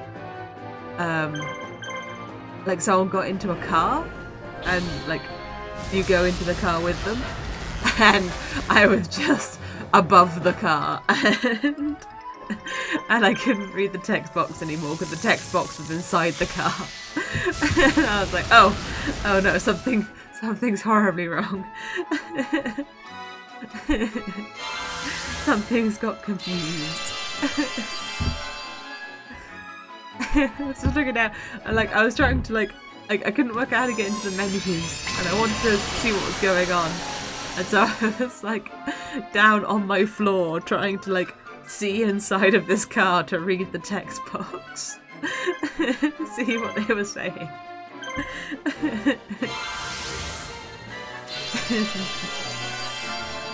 Yeah, I fixed that and then it was all good, and I was like, oh, okay, this is what it's supposed to look like. Yeah, we should probably get rid of the axe raider since he has the medicine on him. Yeah, I remember that game being super good. But I don't remember very much from it, so I might be able to play it again. I don't remember what that means. It'll all be new. They still have so many more turns than me. There's so many actions. I feel like I should just like wait with my snake hair so it can heal when I need to.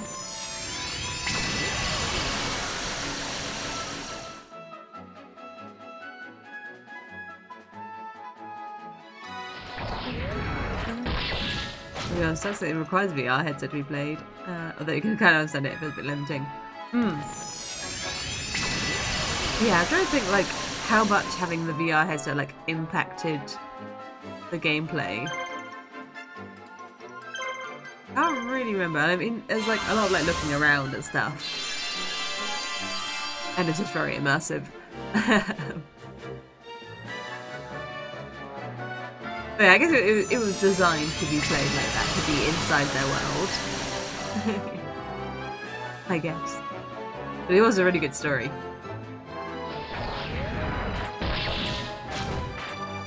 And it was fun to be like in there with the art style, with the very cool art style. Very cool, very unrealistic. Stylized.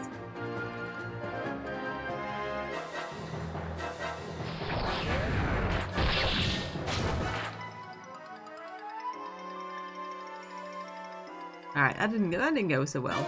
And now the Summon Skull is down. I don't think I have another monster reborn. Unless the Red Eyes has one. It's an issue because the Red Eyes has a polymerization that you can only use with the Summon Skull.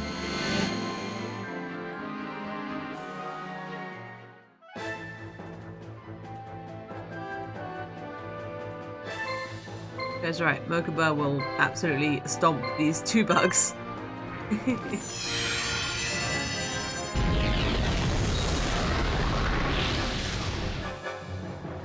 Even if that little ant does a little happy dance. It's going down. It's getting destroyed. Can't dance away out of this one, ant.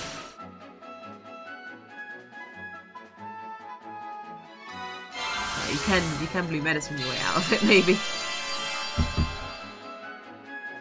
Only maybe. It doesn't heal for that much. You might do more.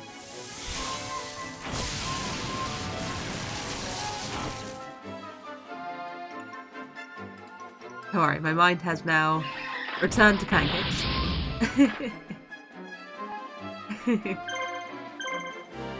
I got passionate about VR for a minute and then went back to pancakes. I was talking about when we were in a headset that had an audio system. So PSVR and Vive, I don't think did. I think you had to wear headphones over the top. Yeah, I'm sure I had a pair of headphones that were full when I used PSVR. It was a while ago. But the PC headset I have now, the Samsung Mixed Reality one, does have headphones, which is part of the reason why I really wanted it and travelled abroad. Oh no, I was travelling abroad anyway. It was one of the reasons it was high on my list to hunt it down. Yeah, they have little headphones on. The headphones are really good. I don't know why they don't all have headphones. Yeah, it makes it a lot easier than having like... But then you end up with like loads of layers on, right? Because you put your headset on and you're all like cabled up with like the old Vive, and then you put your headphones on top of the headset and get your little controllers. You gotta like jostle it all around to get it right. Yeah, it's a lot, and like, yeah, you don't want anything to like start slipping. And then you gotta make the choice as well if you go for if you play a Danish game, if you go for like big noise cancelling headphones, because then you're totally immune to the world around you. But yeah, the built-in headphones are really good.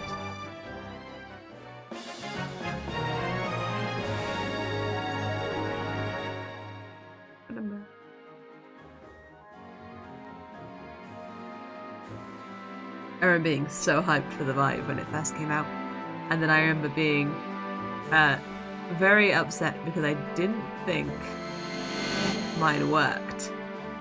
And that day I learned a very valuable lesson about the HDMI ports that are close to your GPU.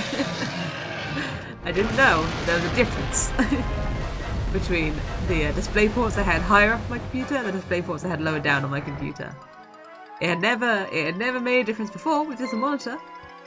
They worked fine from like the top ones. Apparently a VR headset that needs to plug into the bottom ones if you have lots.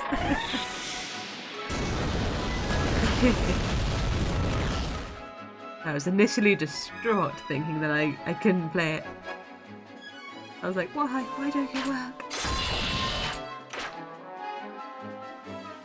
I had to call in a friend who knew a lot more about computers than me.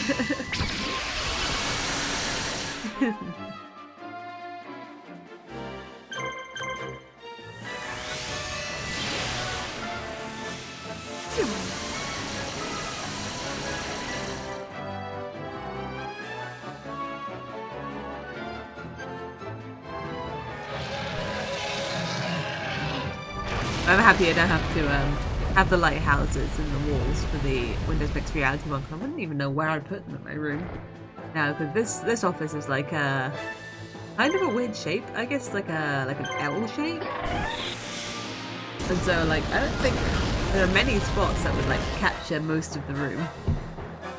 Windows Mixed Reality doesn't need that. And also I don't really have the space to walk around, so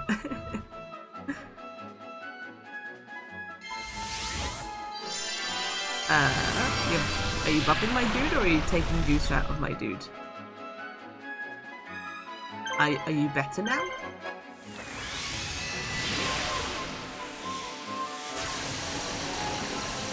I didn't really know how much damage you did before, I wasn't really paying attention. Yeah, that looks stronger. I found it looks like it was probably more than it was doing before.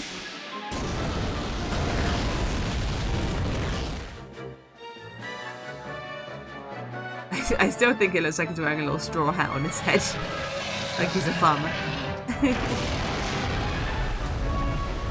on the Pumpkin King.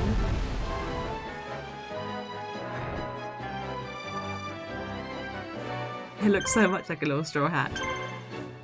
Until you get closer and see that it's metallic.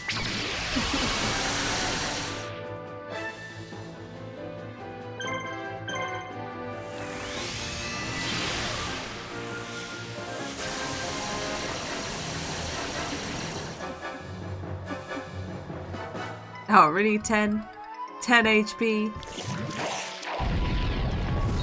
It does.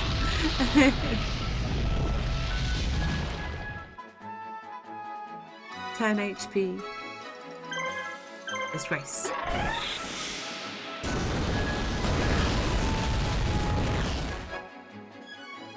I'm not sure why I feel like the Parrot Dragon and the middle unit should be able to polymerize, but I feel like they should. In my heart, I feel like they should polymerize. I don't know what into. It just feels like it would be right. But not yet.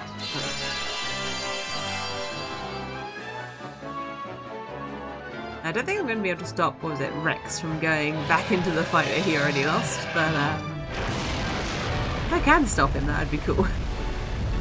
Get someone else to go there. No, it wasn't Rex, it was someone else. Was it Wheel? No, it was Rex. No, it was Bones. That's who it was.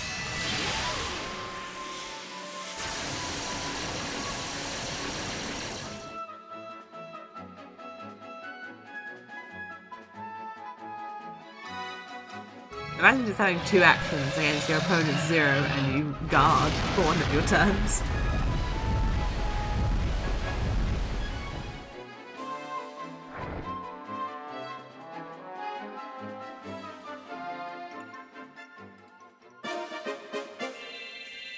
Victory box. Victory box, victory box. Fun word. It's a fun word to say. Okay, that was just a street fight. Oh. Was it you? No, it wasn't you. It wasn't you. Keep going. You stop. I got you. Go back home. No, stop. Stop this. Wait, can you use items outside of combat?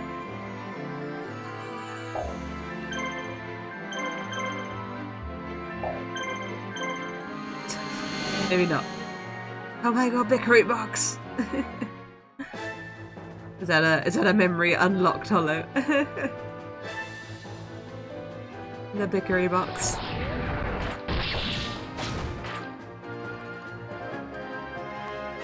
Please, I just want to turn the camera around. I've never wanted anything more than to turn this camera around.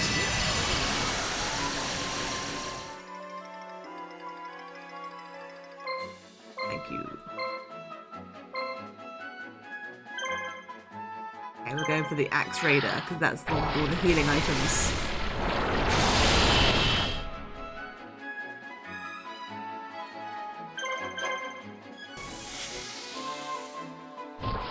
I can kill it before it can use too many more. I'm gonna stop that value. Brought back memories. It's funny when I look at some of these and I remember like owning the card. Like, so the middle unit that they have, the in the purple, is Rogue Doll, and I remember having that card and it being really, really sun-bleached for some reason. I was left on like a windowsill or something. It was super, super pale and sun-bleached.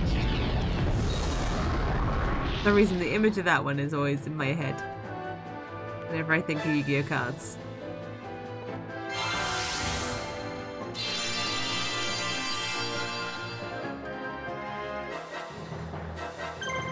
I need to stop having healing items.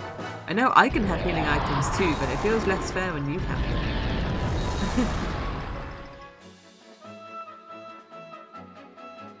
He should only have one red medicine left. On his Axe Raider at least.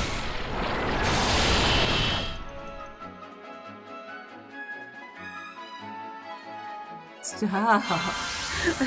Stop with the healing.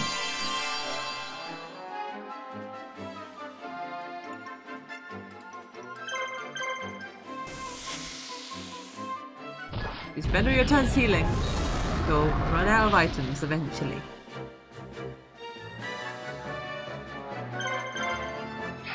And I'll gain more experience and I'll win in the meantime.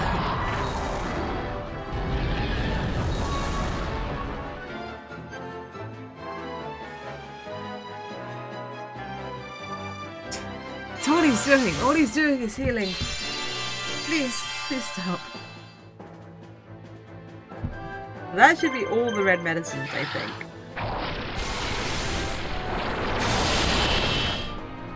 Or at least one whole stack of red medicines. But they still have loads of blue medicines. Hang in there, ant.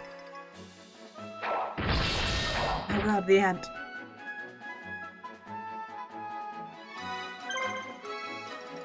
Oh, red medicine the ant. And maybe I'll see if I can polymerize it with the beetle. Mostly just out of curiosity. I don't know, you should use one more turn first. Because I think when you polymerize you have full actions. Right, use your last action to see if you can polymerize.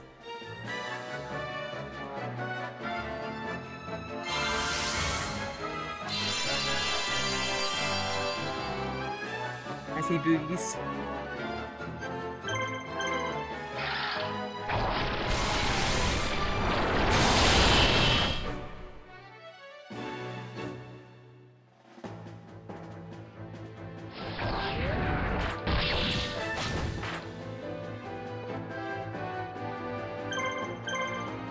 That's right, Illusory Gentleman still has loads of actions. If he hits. Oh no, he did hit. I thought that was a miss for a sec. Also, he blinds now. He never used to. The medicine spam, I know. It's a lot. It's a lot of medicines. I guess when the blue medicine stacks are 7 each, then it's gonna happen.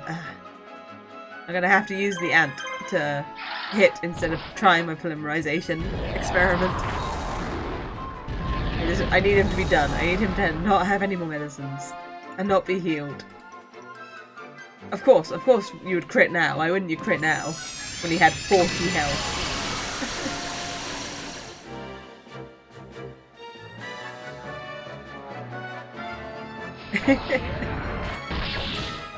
Why not? Okay, the ninja. Ninja's next.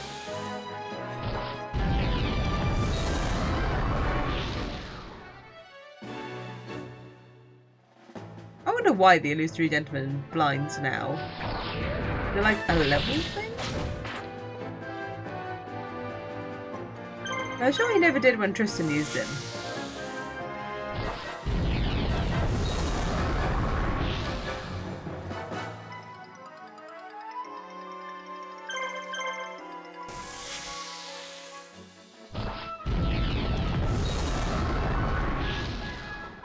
He gets so many goes.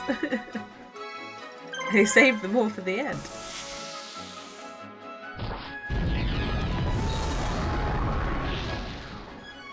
There we go. You are Vapor now.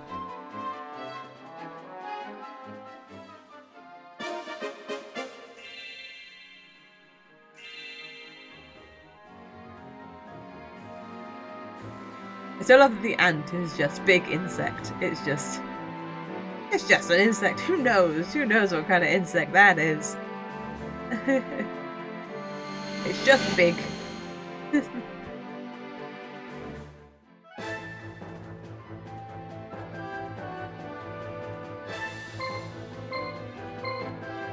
Alright, well, Mokuba, enjoy your scraps. Probably a bee. It is dancing. It is dancing. In all likelihood, it's a bee. Yeah, of course it guarded. I mean, it's a clever move, just to guard every turn, I guess, but I'll just save all my turns for when you stop guarding. Making guarding the weakest thing you can do in this game, I feel.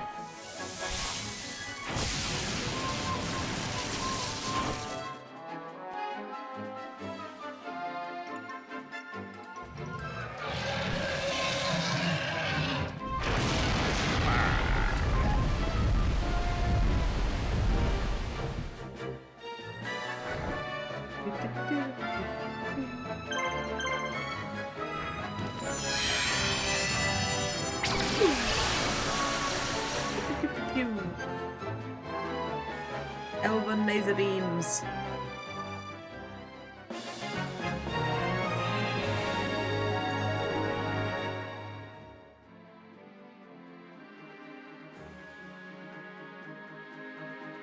Still full of yawns. Still full of yawns. Okay. Annihilated. Dissolved.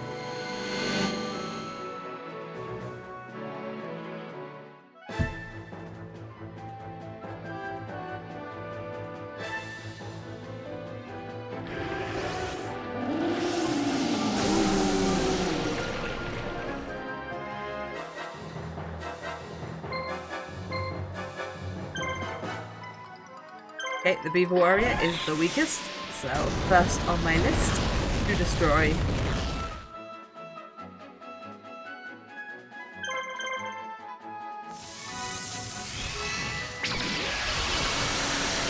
I feel like the Dark Magician isn't like the strongest unit, but I feel like because it is the Dark Magician, it should get stronger as it levels up. Like, it should get exponentially stronger. It should. That's how that's how I think it should work. But I don't know if that's how it actually works. I don't know if it does scale well. It feels like it should. It's a flagship monster.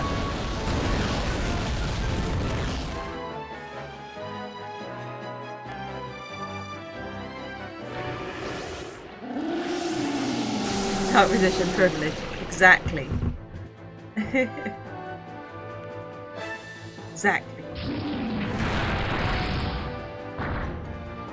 That might be the case. All monsters might be created equal, and it may not scale particularly well at all. It may just be an okay monster.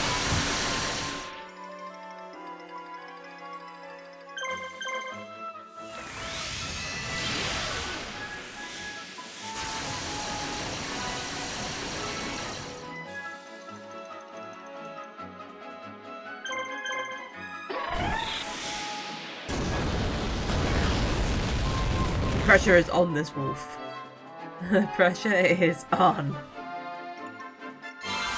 Okay, it has a little bit of medicine. It has a little bit of medicine.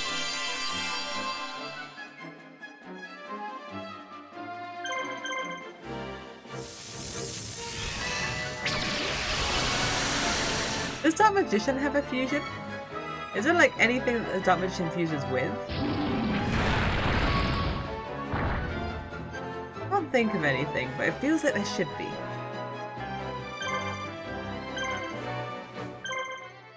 I think the Parrot Dragon has my polymerization. Which I do still want to use. I want to see if the Parrot Dragon and the Victory Box go together.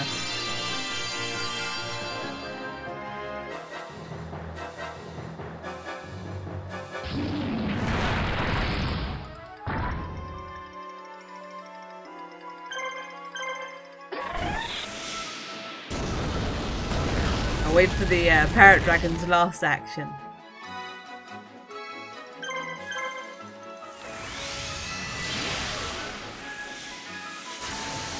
Abyss Crown.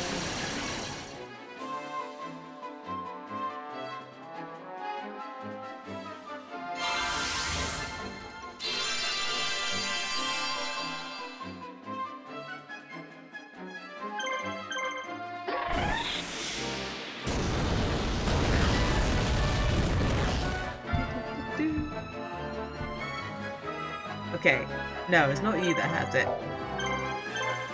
Not yet, not yet.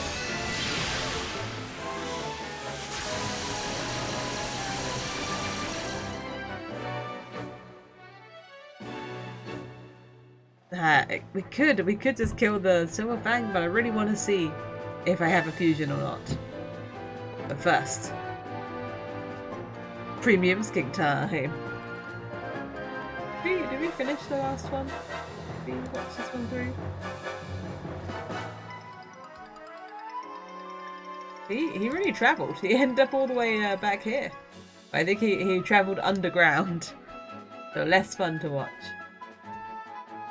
Oh, then I was probably messing with him. There he is.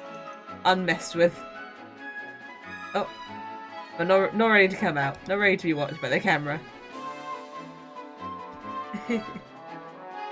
Skink Falls. Peak skink time was. He does often do a little fall as just part of his getting around.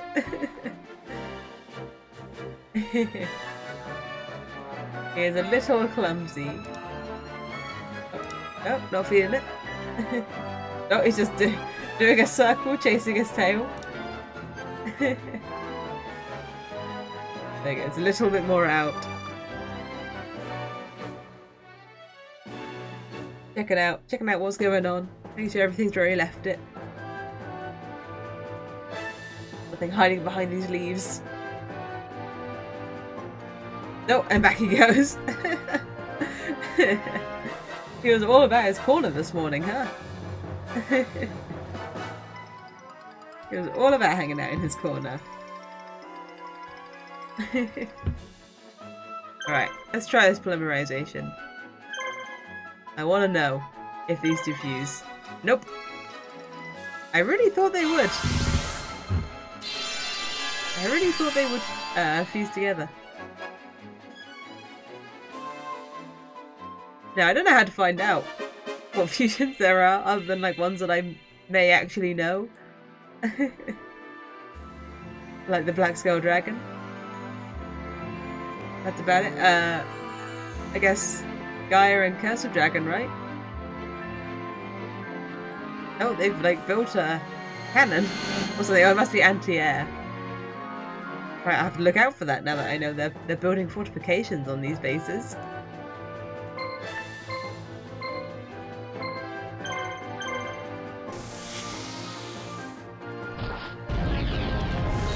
I like that Clive has a new habit of, when it's bedtime, he'll get into his cork, he'll get all comfy, and then he'll have a little sneezing fit. That's his new thing. Like, I'll be like watching TV, and it's around the time that he's like decided to get comfy, settle in for the night, and then I'll just hear this little like, choo, choo, choo, choo. And I'll look over and like I'll see his cork like wiggle with the force of this sneeze, and then he'll be all ready for bed. But it seems like it's on purpose because like he didn't used to do it, and now he's just decided like, okay, I will really clear my nose of all the dust before bed. Achoo, achoo, achoo, achoo. He is very cute. But I'm not worried about him. He's very cute. As I hear him, it's like, Clive, are you good? Are you fine? Not dying? He's like, nah. It's getting comfy. Clearing the airways.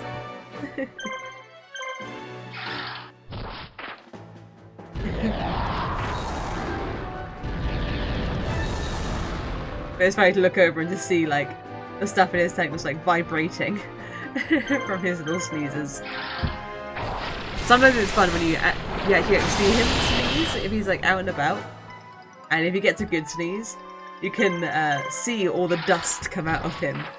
So it's like they sneeze quite a lot because where they dig and stuff, they get like lots of dust and like bits of soil and sand and stuff in their nose. So they sneeze to clear through. So it's like it's pretty frequent they'll do a little skink sneeze.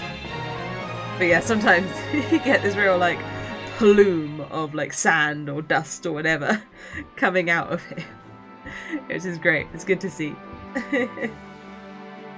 Like a cloud. Alright, Pegasus is about to hit this one. And we'll see what's going on in the other ones. Who we need to send where. Is he a brave skink? Well, no, he's not brave. I was going to try and give him the benefit of the doubt, but I took him to like, so he gets like this little build-up of dirt under one of his mouth scales. Just he has one scale that like sticks out slightly more than the other scales, and he gets a little bit of dirt put under it when he's just going about his day. So I took him and I was like, all right, I'm gonna give you a little clean. I'm gonna clean this scale. Took him upstairs, had the water on, had a Q-tip, going all calm bud. And this happened before, I've done it before, and he likes the result. He does not appreciate the process. He does not like being rubbed with some water. Hates it, hates everything about it, doesn't know where he is. Doesn't like being cleaned. And he just like hid from me, but like in my hoodie. He just tucked in like he went for the inside of the hoodie. And like at my side, and just in he went. Like, no, stop, do not do this, don't like it. Stop cleaning my mouth. I was like, alright. I've cleaned enough. I'll see you again another day. So no, I don't think he's particularly brave. He's very jumpy. He gets very jumpy.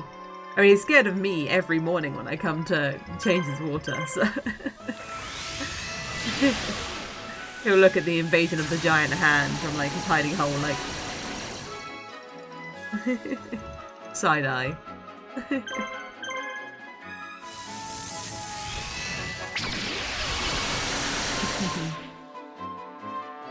Yeah, he doesn't like me giving his face a little clean, but he liked it when he had a bath before. I keep like not finding the right time to give him a bath. I keep wanting to give him another bath because he liked having the bath before, and it would probably be a better place for me to try and clean the bit of his mouth, because he's probably less likely to try and escape if he's hanging out in some hot water or warm water. But he's never about when, like, I have time. I talk to him, it's like, hey, if you want a bath, be around when I finish work. Don't go to bed. Just hang out. And he doesn't. He goes straight to bed. Before I've even finished work, he's like, nah. I'm like, dude, I think you like a bath. Why won't you accept it? Okay, it doesn't look like they have any fortification in those two locations, so I will send some units. No cannons.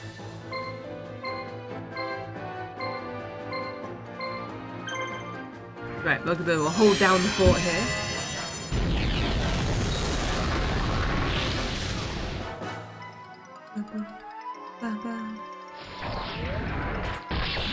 So he accomplished a lifelong goal of his, which was to touch the sofa. Normally I keep him away from the sofa because you never know when when a little skink needs a pee. But I can. I'm more used to handling him now and stuff, so I trust him more. And I was hanging out with him on my lap. I was like, he was so desperate to get on the sofa, so I was like, all right, buddy, you know what? Sure, get on the sofa. And then he just didn't know what to do.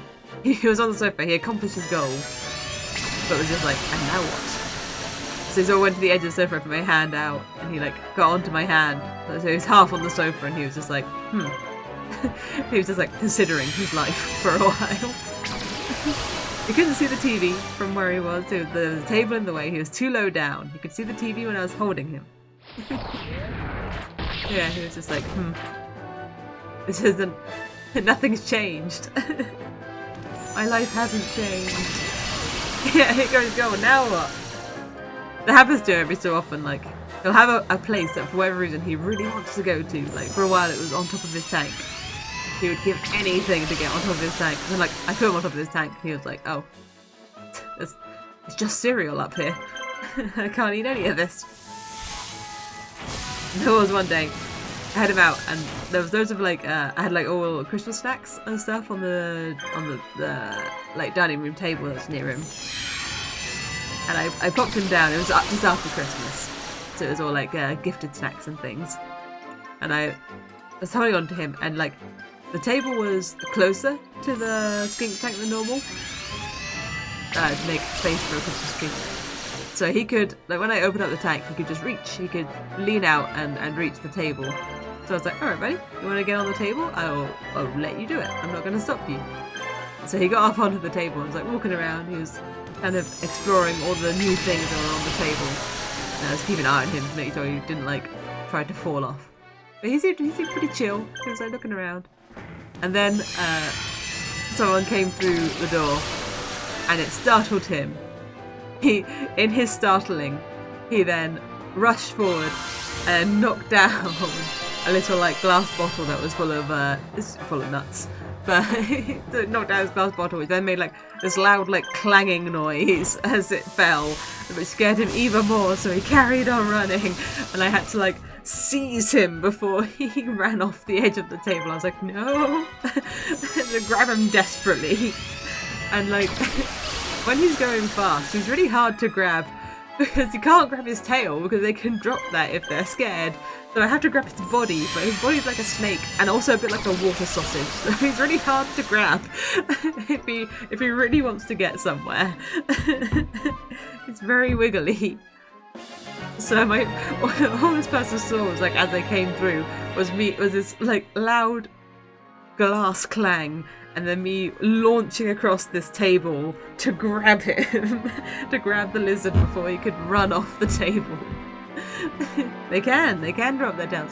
They have like pretty beefy tails to drop. So he's not going to drop it willy-nilly.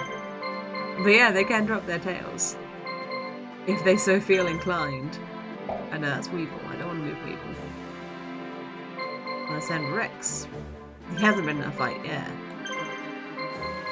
You know what, I should send Kyber as well. Let's send Kyber somewhere. Let's send him with Mokuba.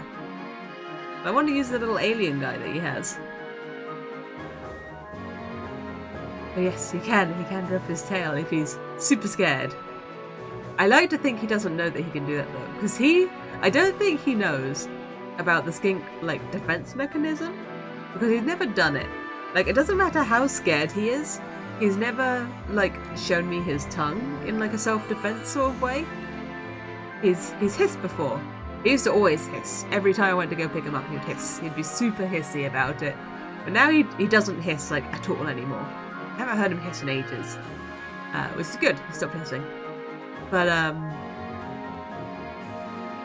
yeah, so he's never done, like, the self-defense, like, tongue-out thing. Which is different from just, like, a lick. Because they, like, proper, like... They can really shoot their tongues out, like, a lot. But yeah, he's never done that, so I assume he doesn't know that he can. He doesn't know that's his defense mechanism. So I like to think that he doesn't know he can drop his tail either. White tongue out intimidation. Yeah, because it's so it's brightly coloured, isn't it? So it's one of those like, watch out, I'm venomous kind of things. Like, I'm brightly coloured, therefore I'm dangerous. But if you look at pictures of like skinks doing like the self-defense tongue out, like they push it really far out of their mouth. It's weird. But I don't think they always do that. They also, I don't think they always like push it out super far out of their mouth. Sometimes they just kind of go like, ah.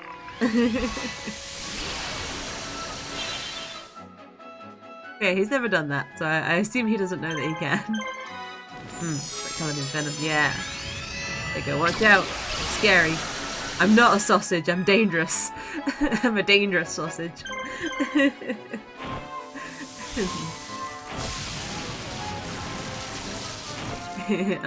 that's all they got. They got nothing else.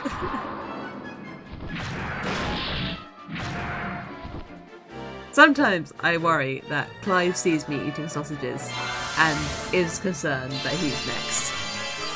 Like, sometimes I wonder if he can tell the difference. Whether he knows that I'm not eating a skink.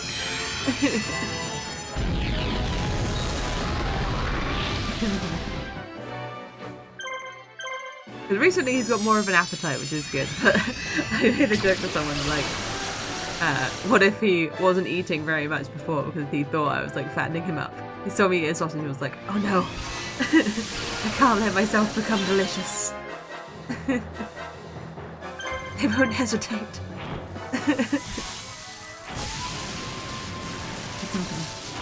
He's got a much better appetite lately, which I'm very happy about. I also think he was having, you know, puberty issues. He was not hungry because he was too busy thinking about getting washboard abs to attract all the lady skinks. But now he's over that.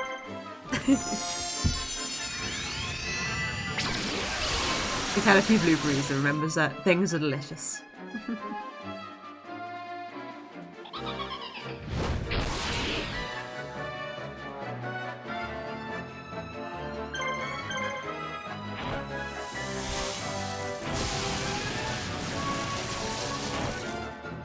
Get zapped.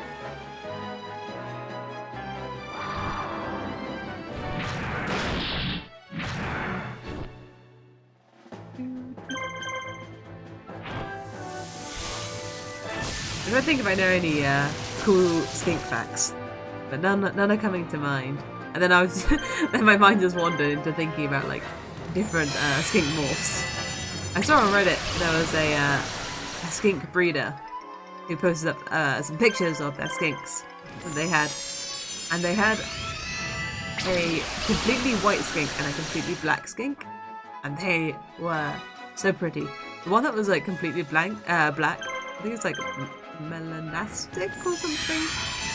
It looked really cool because it was like totally jet black with like the bright blue tongue. It looked so cool. Has he ever bitten me? He has bitten me.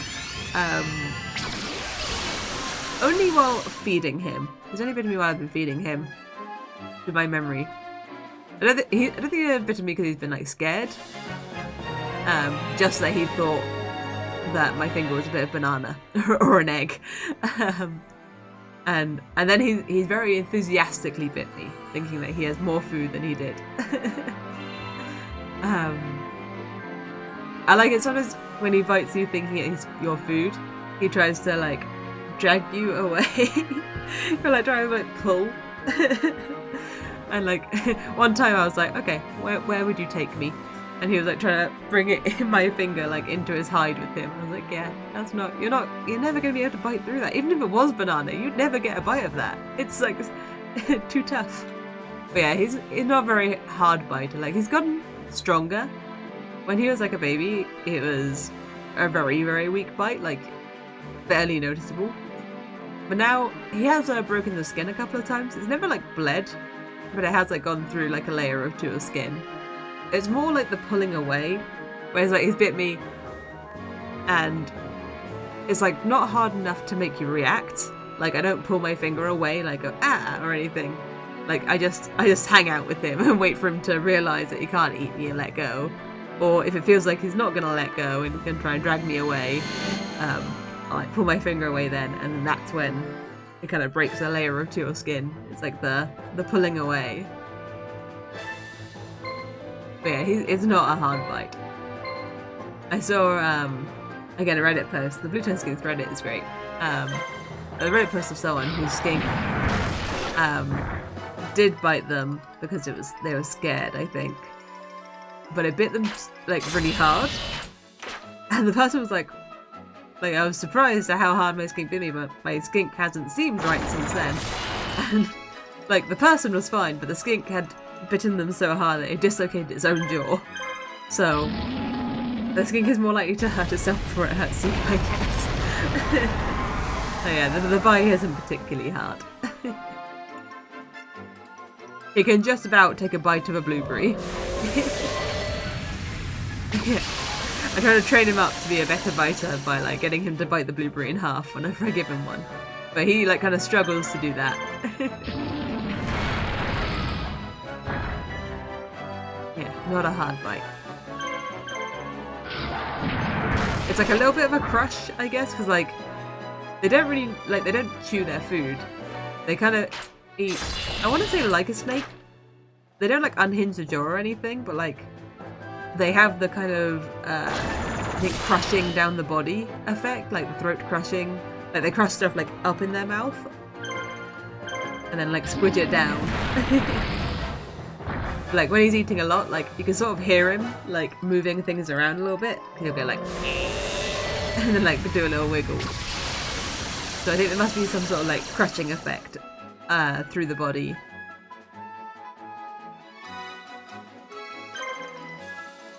So I'm not 1000% sure, but that's definitely how it seems when I watch him eat.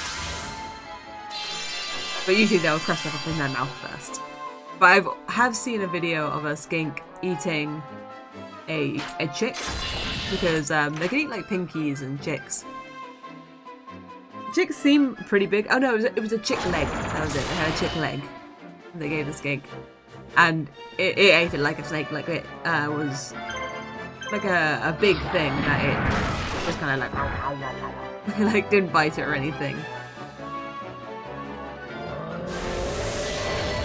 Just devoured the whole thing.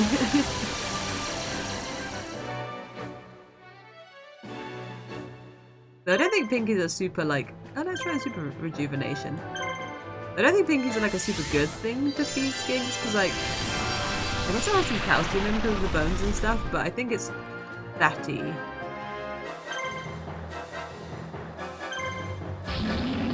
Like it's just not like the healthiest thing.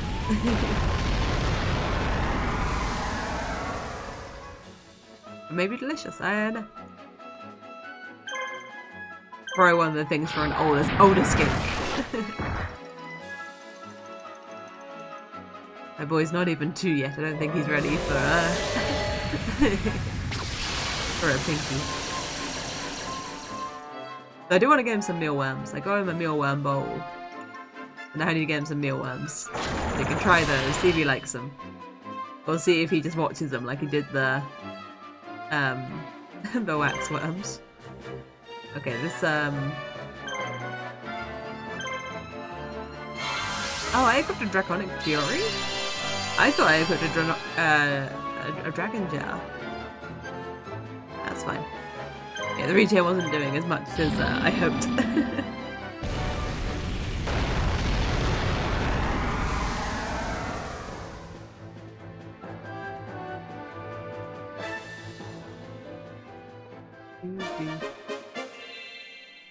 Yeah, I like the various reptile Reddits a lot. The Two-Tongued Skink Reddit is great. And for like all sorts of stories that people have. And also advice on just like knowing things for like the future. Like people talk about when they let their skinks like roam. And they always end up in like the top drawers of dresses. Like somehow. So that's always like a good thing to know if I was gonna let him wander, that he can, if I lose sight of him, he can end up higher up than you might expect.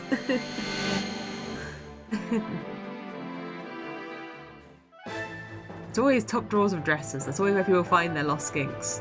When they've gone lost in their house. It's always the top drawer of a dresser. And then it's like, but how? How did you get there?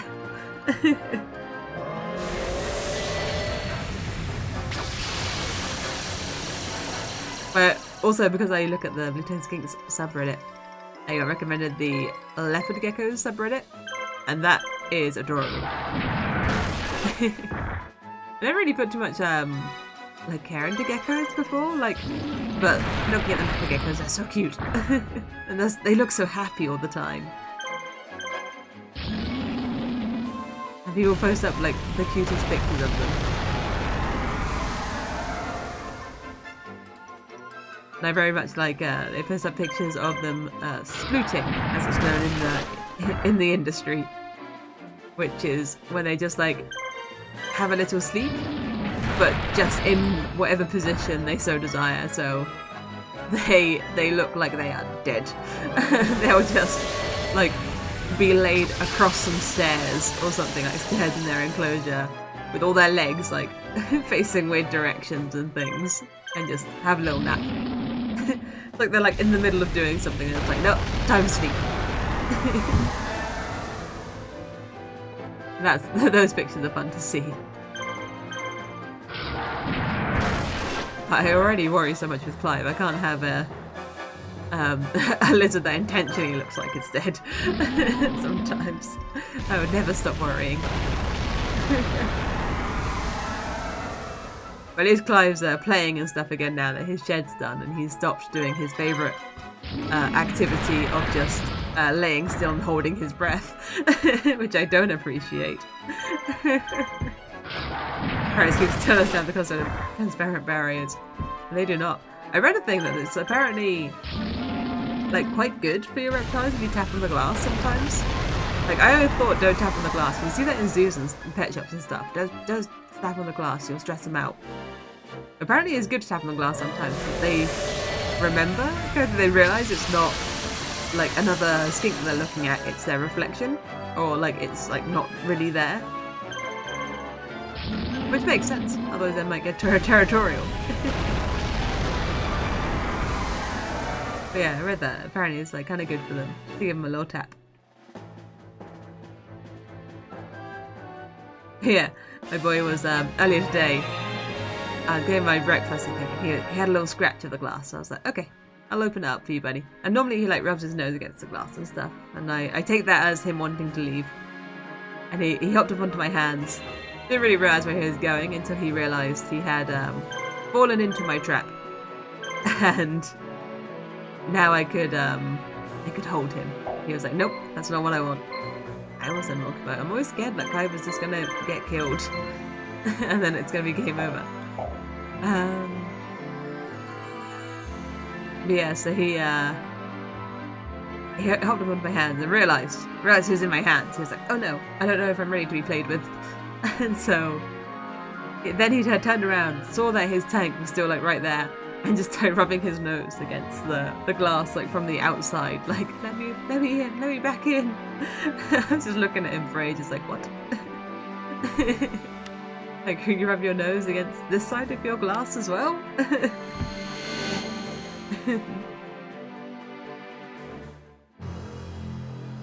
I'm never sure if he just enjoyed rubbing his nose against the glass or if he's trying to tell me something. I'm not sure if he just like has an itchy nose. Though I think skinks shed their nose scales more often than the other scales because they kind of lead with their nose. They kind of like they'll dig and just explore everything like nose first, all the time, everywhere.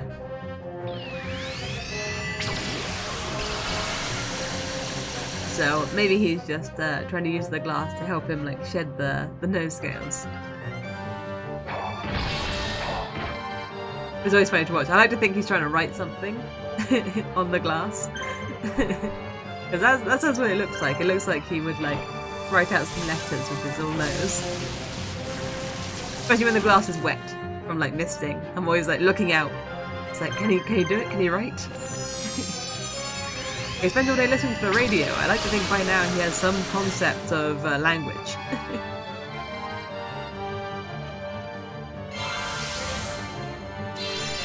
He's had enough time. He's had over a year of radio listening to learn. I understand that he might not have the vocal cords to speak English, but he has a nose, he can at least write it.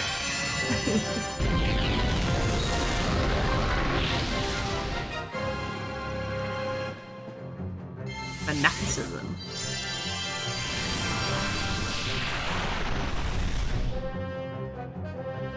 I don't know what that did, but I don't like it. I'm gonna go for you first.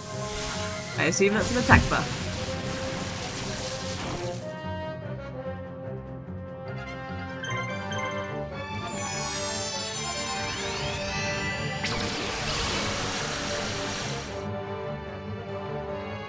It would be wild if he just turned to me and did say something. If one day I just opened it up and he was like, I want a blueberry, I'd be like, alright, get a blueberry, absolutely. Ask and ye shall receive. I would go to the shops and I would get him a blueberry.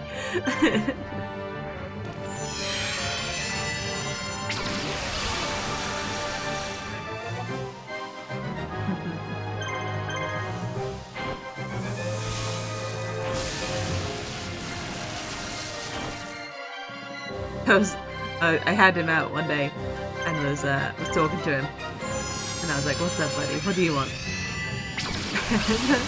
So I came into the room and I was like looking at him and I was like, "Come on, what do you need, buddy? Tell me in English. What do you need?" And he was just like, "In English? He needs to tell you in English." They're like, "You're expecting a lot out of that skink." Okay. He's had enough time. He can learn. I talk to him all the time. Listen to the radio all the time. I think if he really put his mind to it, he could do it.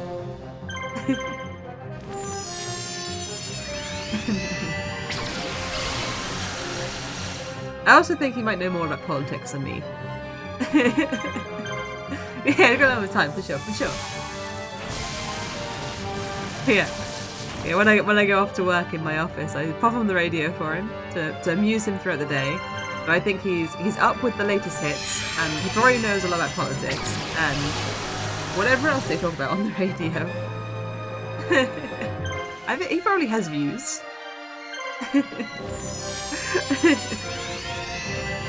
I need him to tell me. I don't know. I don't know politics. I need him to tell me who to vote for. Right, who do you think has the best opinions? You know, who says they're doing the best stuff, buddy? Let me know.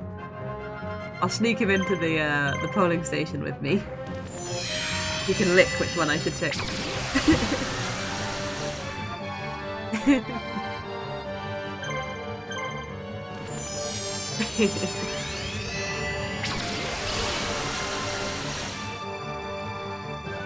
Probably not allowed. But I do like the idea of just like going into the little booth, emptying my pocket. Lizard. Come on, buddy. Pick one.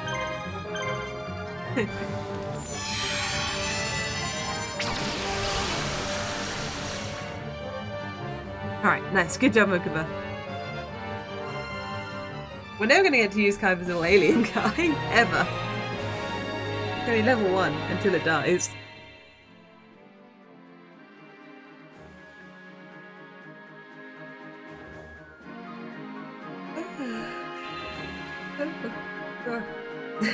That yawn is deserved. It is past my bedtime. It's Parliament as well. I don't know what's going on. I think there's an election happening at some point. I need to like see what anyone's doing. I stay away from a lot of politics. I got video games to play, man. Don't let him escape. Send a dragon after him. My army, my empire. Oh, don't worry. Scott is here. But he doesn't know it. There we go. There's the picture. the one Scott picture. Your Majesty, the one who will deliver you from your enemies. Save my empire. You will defeat the army. Good.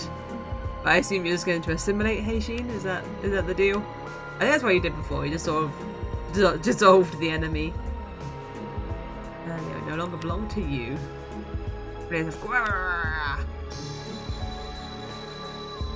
No! He's getting laser-eyed.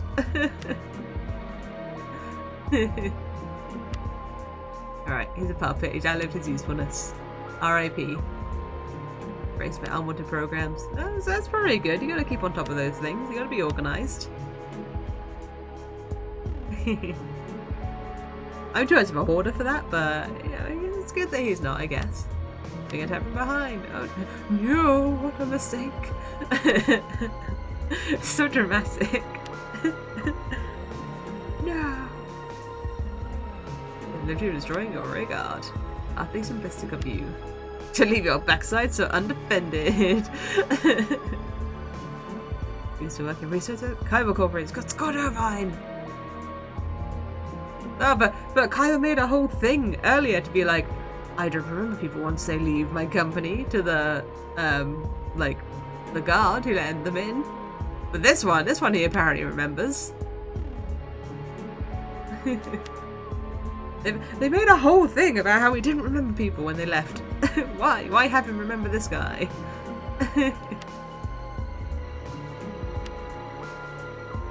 All this talk is wasted energy. Plan your escape. My forces are cutting off your possible escape routes. Yeah, leaving would probably be good then. First I became master duelist. You've done nothing but disappoint yourself. This isn't a duel. This is quite different. There's like a kingdom, like an empire. There's like armies. Aid from afar. Is this when he sends the dragons in to help Yugi? Sudden appearance of Scott and his vicious attack took a heavy toll on Kaiba and his forces. Fighting as they fled, they tried to escape to the east. Now they're surrounded in Maria Den with no way out. Dun dun dun. Dun dun dun dun dun. We did it. Let me just make sure I make my save. There we go, my secret save. Ah, not that secret. Alright, that's gonna be me for today. Have some socials. Maybe have some socials. Socials? Maybe not. Well, they're down below anyway. There they are. Hope you guys had fun. I most certainly did. Gotta love playing Yu-Gi-Oh! Falsebound Kingdom. It's a good time. It's a very fun time. Even if the levels take a little bit longer than I expect sometimes. And I won't see you guys until Friday this week. Friday for Darkest Dungeon 2. But I hope I will see you there on Friday. Friday, same time as this one. 8 PM GMT. Monk. I'll have some fresh hair. I'm excited for that. And I hope to see you guys all very, very soon. Specifically on Friday. See you guys there. Yeah, I'm just leaving now, Jessica. I'm just leaving. See you guys on Friday. Bye bye. Bye bye bye bye bye bye bye bye bye.